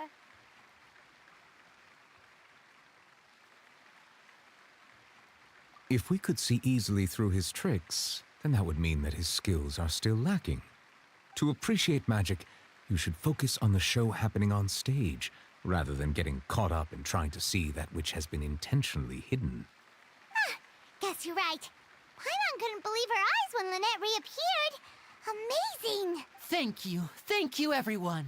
I'm glad you enjoyed that performance. But our magical journey has only just begun. I've prepared even more astonishing surprises for everyone here.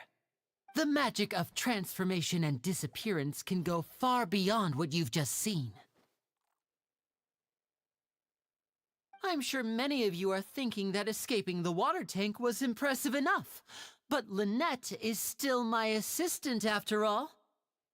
In which case, I have ample time to make all necessary preparations. So, for my next trick, I will require the participation of one lucky audience member. Please, if my assistants could bring out the magical boxes now.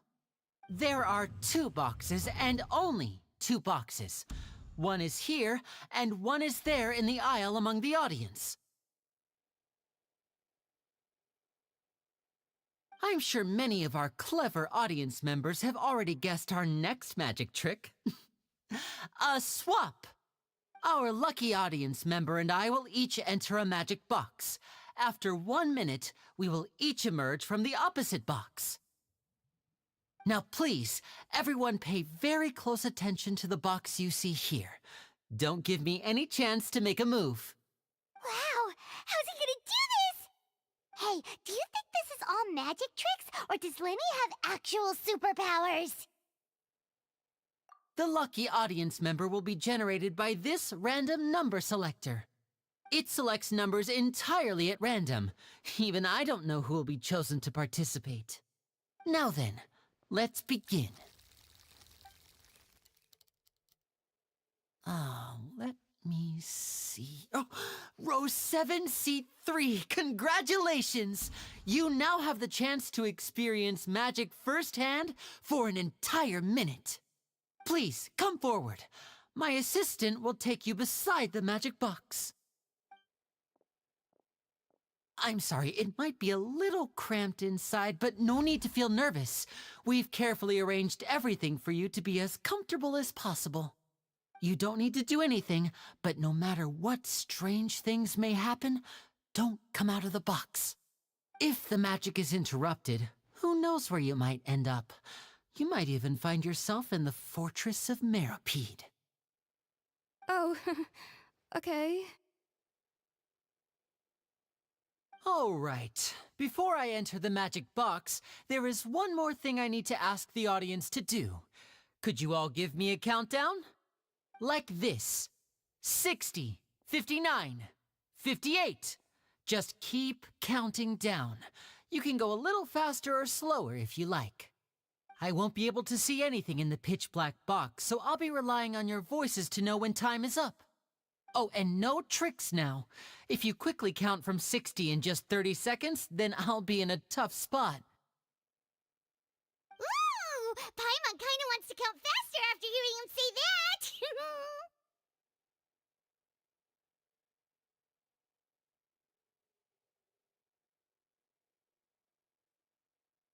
No, that won't do. I can see it in your eyes. You still can't be trusted. Let's practice together. Come on, repeat after me. 60, 59, 58. 60, 59, 58! That's right, perfect. Keep it going. All right, I'll see you all on the other side once you've finished counting.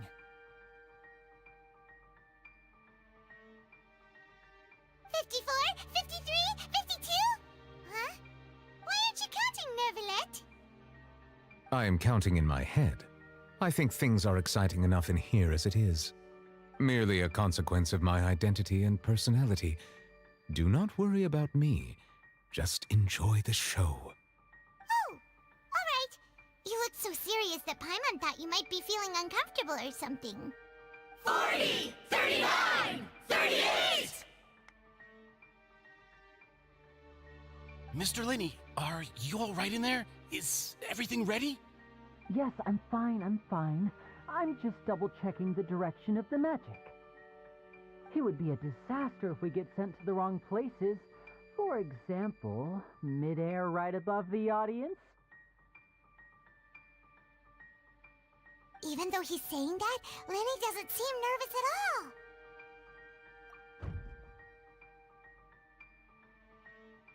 Ah! What was that noise? Did you hear it too? Not sure.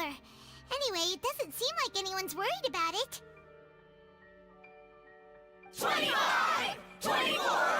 23! What's wrong, Mr. Linney? I can still hear you moving in there.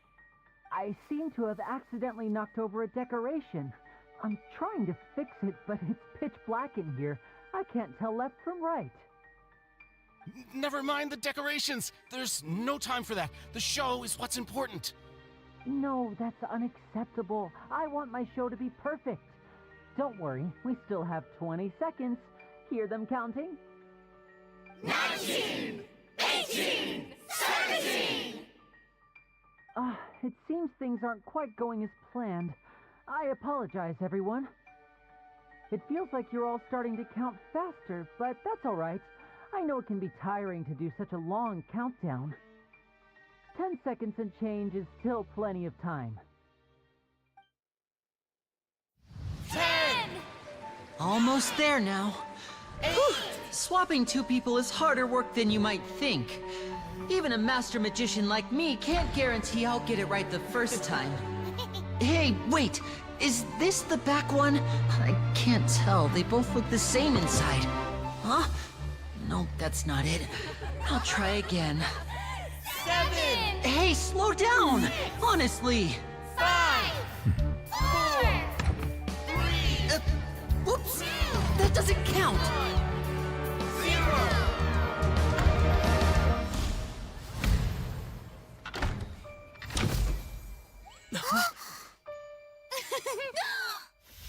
Ta-da!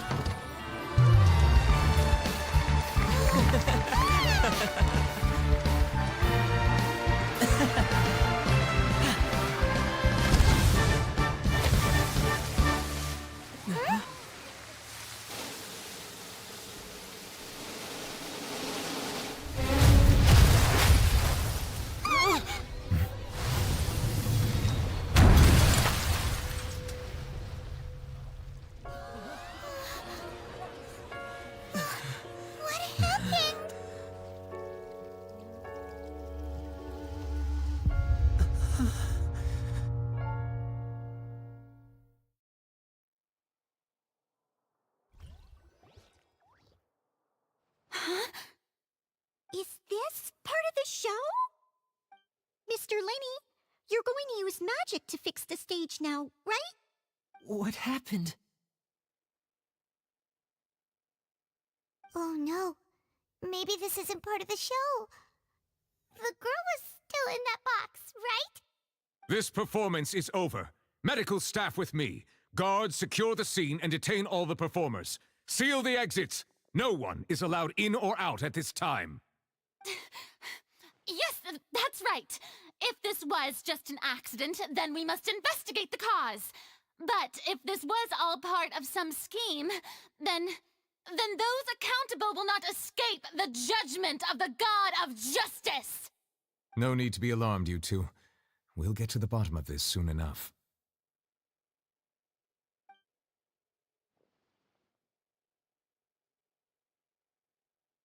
Unfortunately, the person who is in the magic box has been pronounced dead.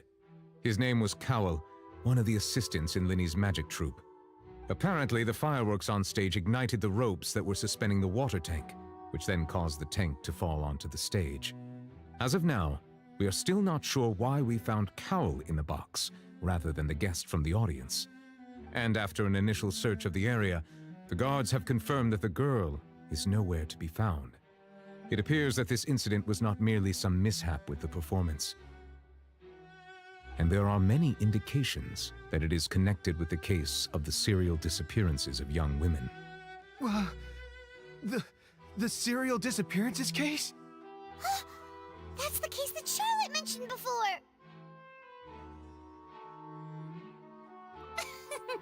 I know the truth. I can see through the whole thing. Really, using such a shallow and obvious mystery as his finale, did he really underestimate us that badly?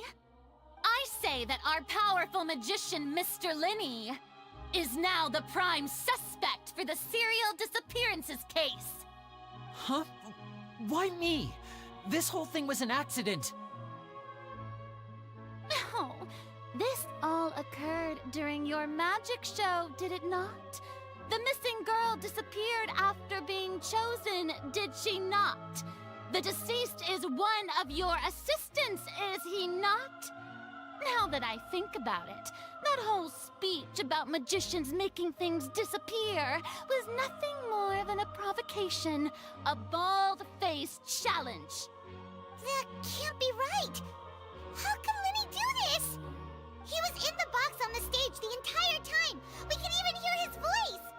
Besides, before the show, he told us that he would like to catch the criminal behind the disappearances! He couldn't possibly mean catching himself!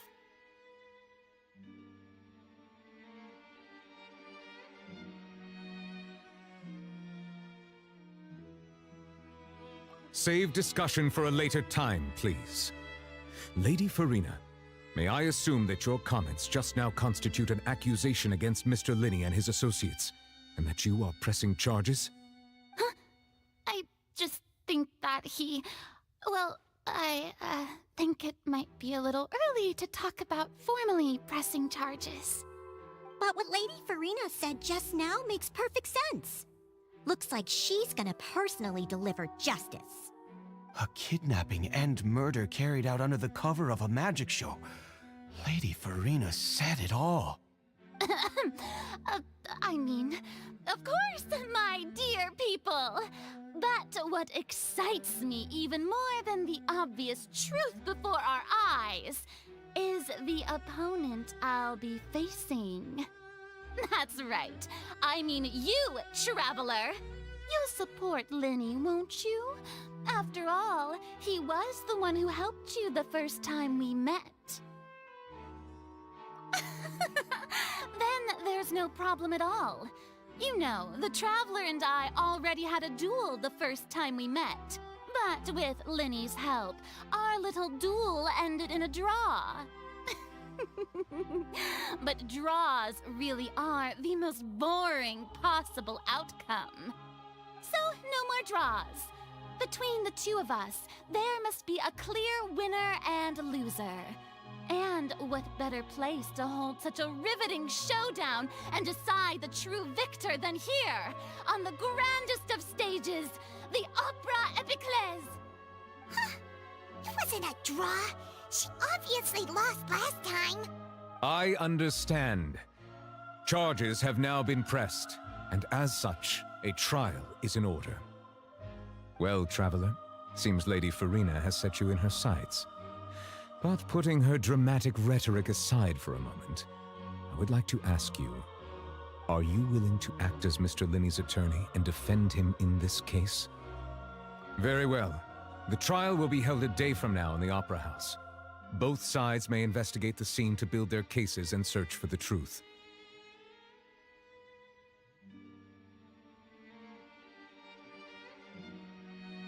Linney and his troupe are all potential suspects and shall remain within the Opera House. The audience may begin to leave in an orderly fashion once they have been cleared by the guards. A day isn't that long. Let's see what kind of case this big-shot outlander can build in such a short amount of time. I'm really quite looking forward to hearing it.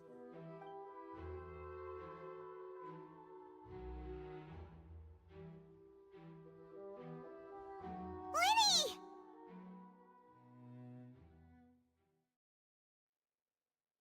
Sorry about everything that happened just now. Were you frightened? Of course! Who wouldn't be scared after witnessing an accident like that? Yeah, I'm a little shaken up myself. How could this happen? And poor Cal. I know you already claimed that you would defend me, but now it's just us talking. Tell me, do you think I could possibly be the murderer? Good to hear. Thank you so much for trusting me. I'm sure everyone sees me as the biggest suspect at this point. But if you ask me, the whole thing is mysteries layered upon mysteries, such that all that's left is confusion. I don't know whether what happened there on the stage was purely an accident or not, and I don't know why poor Cal was in the box. As for how that girl chosen from the audience could suddenly disappear, I'm afraid I don't have any answers either. If someone tampered with my performance, then we need to figure out what they did. Even a skilled and knowledgeable magician like myself couldn't pull all that off in just 1 minute.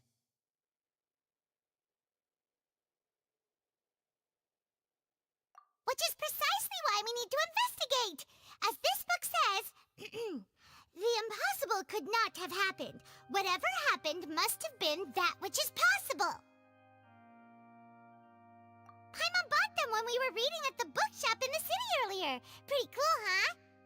Don't worry, Paimon used her own savings to buy them. It wasn't from our travel funds. I think they look cute on you, Paimon. You have good taste, Lynette! That's the right attitude. Feeling depressed isn't going to help me now. I need to get back to my normal self.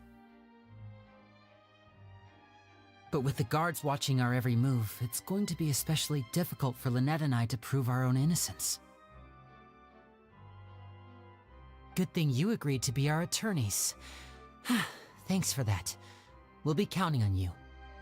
Yes, thank you so much.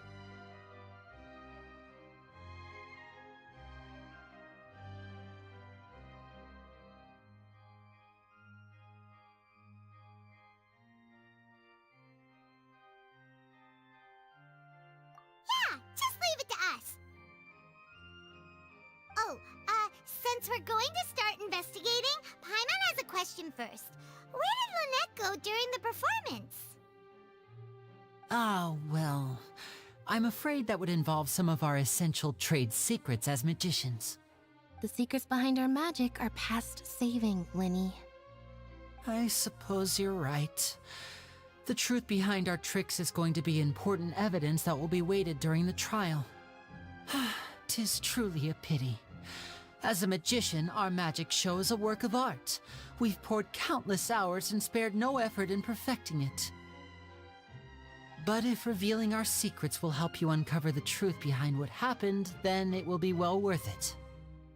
We should go somewhere else if we're going to discuss our magic tricks. We'll go speak with the guards, and in the meantime, you can go investigate the stage and the seating areas. Alright, let's go have a look while the investigation teams are still here. Detective Paimon is on the case!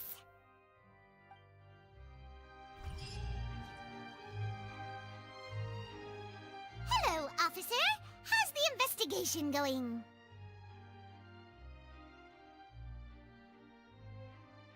I see. You must be the traveler that Lady Farina mentioned. Listen, I'll be perfectly honest with you. I'd avoid getting mixed up in this whirlpool of a mess if I were you. Huh? What do you mean? Come with me and you'll see. The deceased is one of Linny's assistants, named Cal. Even though he hadn't joined the troupe long, he was hardworking and everyone generally liked him. The assistants are usually in charge of setting up and inspecting the props, as well as assisting with the show and keeping the crowd engaged. As you probably saw when you were in the audience, the water tank suddenly fell and smashed the box with Cowl inside it.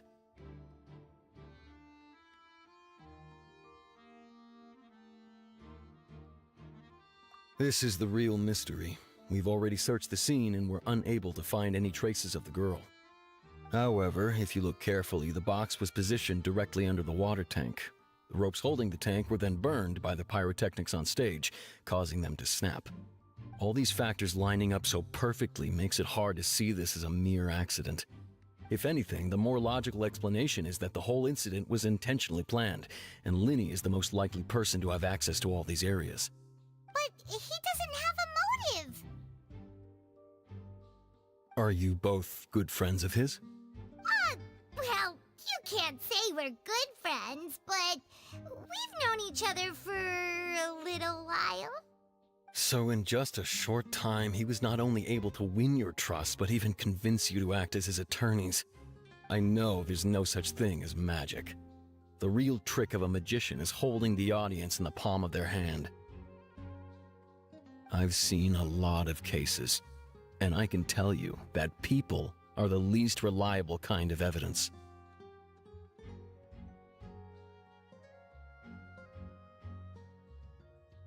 Sorry, I tend to be pretty straightforward. Just know that I'm warning you for your own good. Anyway, you may investigate the scene of the crime yourselves if you're curious. Who knows, maybe you'll be able to come up with some new evidence.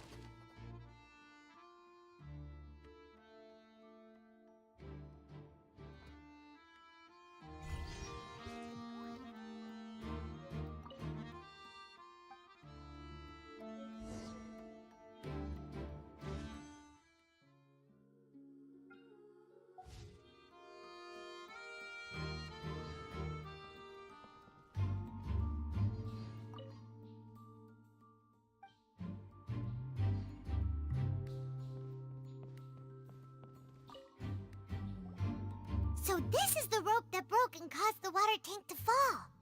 The rope looks pretty durable. How can it be burned through so quickly by fireworks? Why are you suddenly so serious, Traveler?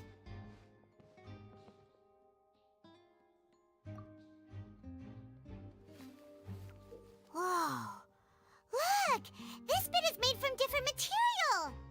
Most of it was burned away, but there's still a little bit of it left.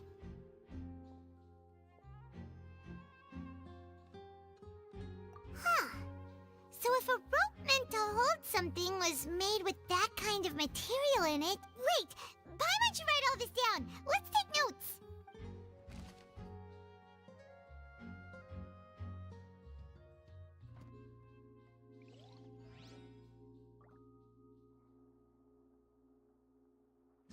Whoever the murderer was, they must have made this rope. Why would it be him? How strange.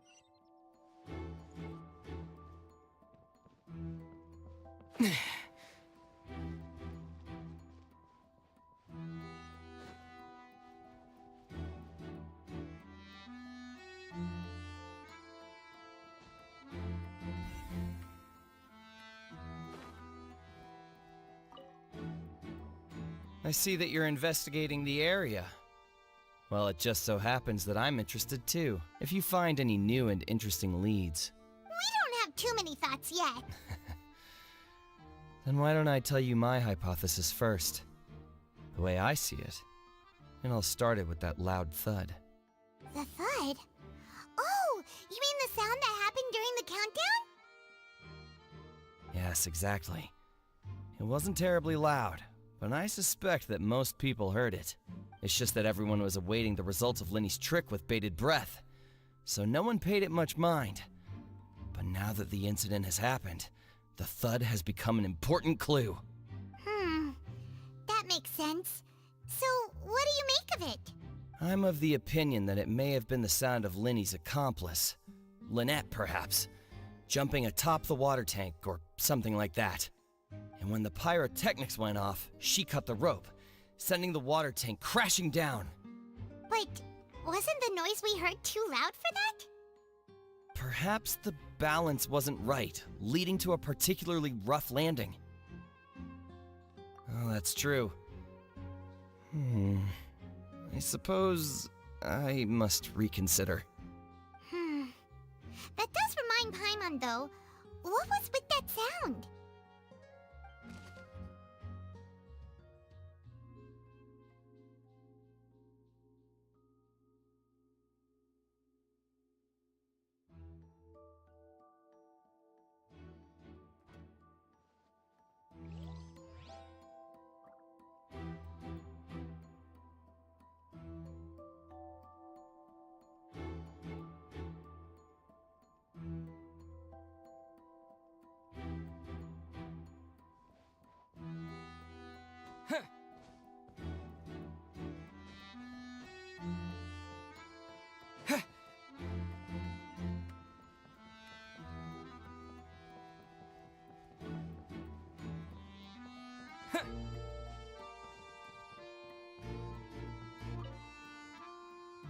Go ahead, have a look around. In the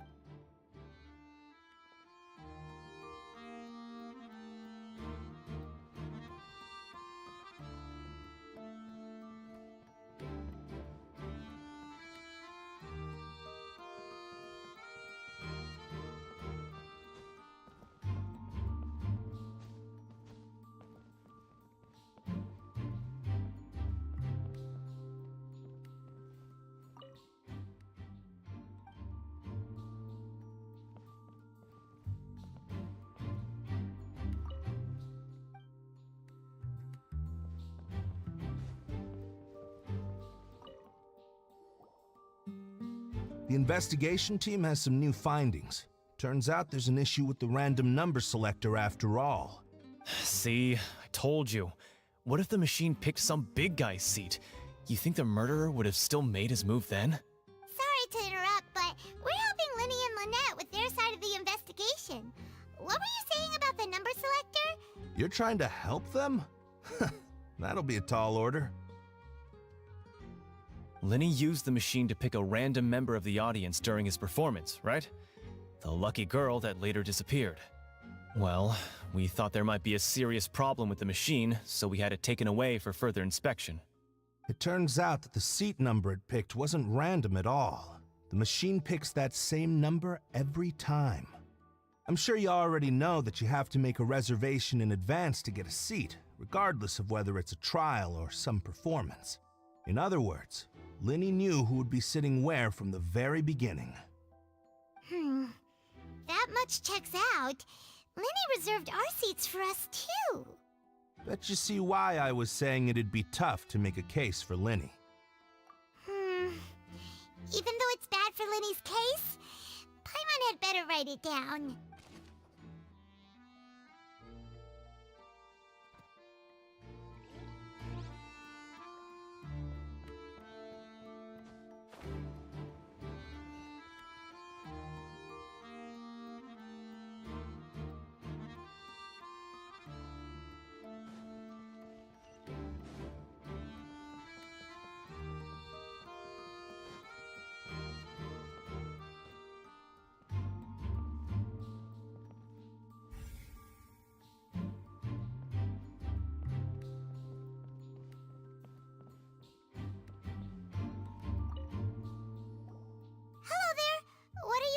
investigating?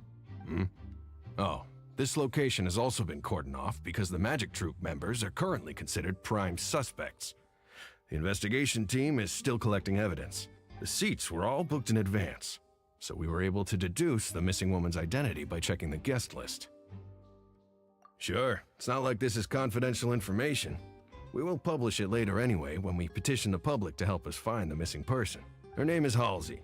She's a painter from Fontaine who's made a bit of a name for herself. Apparently, she wasn't a regular at the Opera House, but she'd been feeling some pressure with her work lately, which made her decide to come see the magic show. The Magic Troop members all claim not to know her, and we have looked into her social connections. It seems that she has no personal grievances or conflicts of interest with the suspects. Simply put, she wasn't related to the Magic Troop at all, which matches the features of the previous serial disappearances. Were the victims of previous cases also chosen at random? That's how it seems to us, in any case. Apart from the fact that they were all young women of around the same age range, there really weren't any other connections between them. Okay then. No need to be so formal. If you do happen to see the missing girl, please be sure to contact us. It is of utmost importance that we get to the bottom of these disappearances.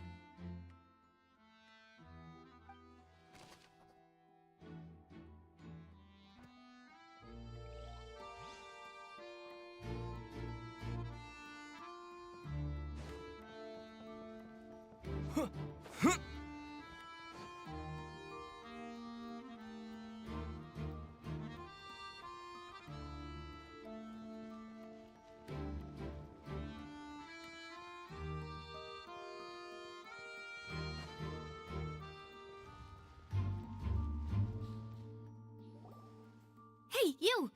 Yes, both of you! Over here! I've been keeping an eye on you for a while now. Huh? You mean us? That's right. If I'm not mistaken, you're also among those who wish to cut down the thorns and pursue the truth. No? And by the looks of it, you're not from Fontaine.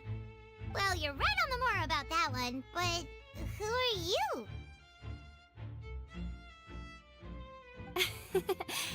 Have you never heard of the Spina di Rosula?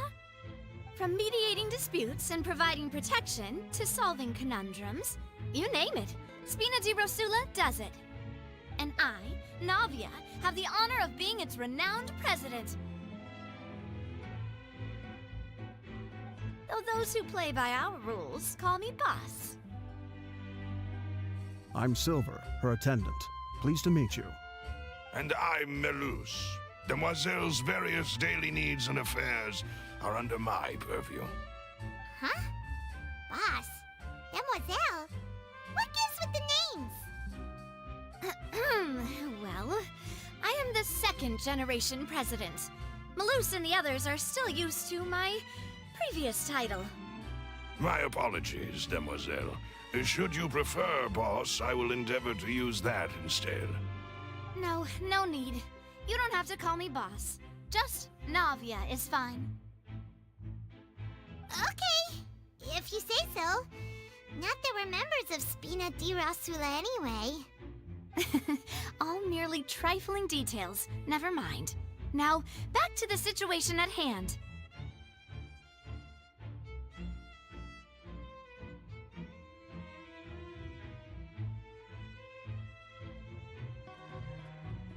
That's right. I've always kept an eye on the serial disappearance cases. My interest stems from a matter back from my father's time. Judging from the look of things, I find Linny an unlikely mastermind. Really? We think so too! That's why we're looking for clues now. But how did you come to that conclusion? Intuition, naturally. My unparalleled intuition.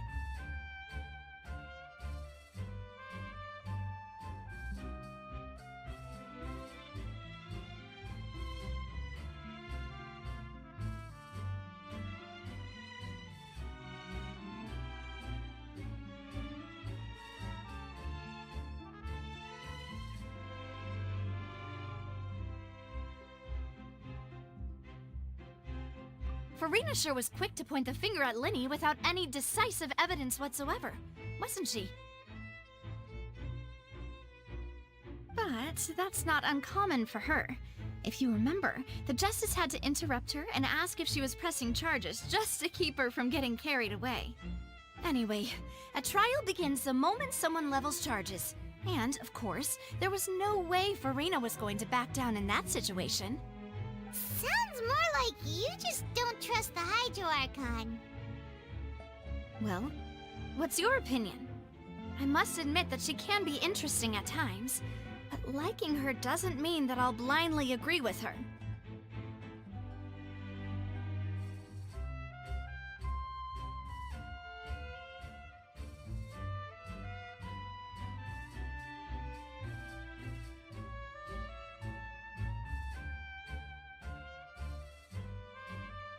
All right, I've answered your question.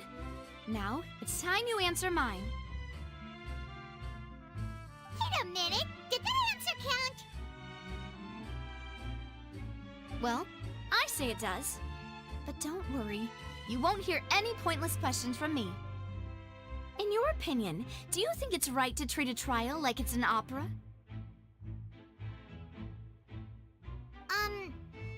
Well?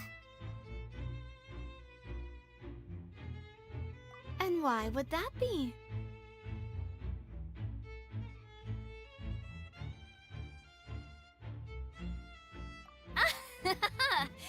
See, Silver and Malus? I told you they'd be different. Most astute of you, demoiselle. I too think that the Traveler's response was most excellent. No matter how wonderful the script or how fervent the audience's expectations may be, the trials that go on stage here must be based in fact. And if that can be done, boss, then... All right, that's quite enough, Malus. Anyway, I like your answer. You passed with flying colors. Now, I need to make some preparations, following which our joint investigation shall commence. You two shall be my assistants. Wait! Since when did we become assistants? Oh, well, I can be the assistant, sure. Or your companion, if you like. I'm really not that fussy. That's more like it. Far be it from me to brag, but I believe that Demoiselle's intuition will be instrumental in uncovering the truth. You wish to save a friend from false accusations, and we wish to unravel the disappearances. In this sense, our goals are aligned. You have a point. You're quite the talker, aren't you, mister? And what about you over there? What do you think? You seem like you've got something on your mind. I have nothing to add. We'll be making some preparations first. Just be sure to let us know if they start revealing Linny's tricks. Thanks!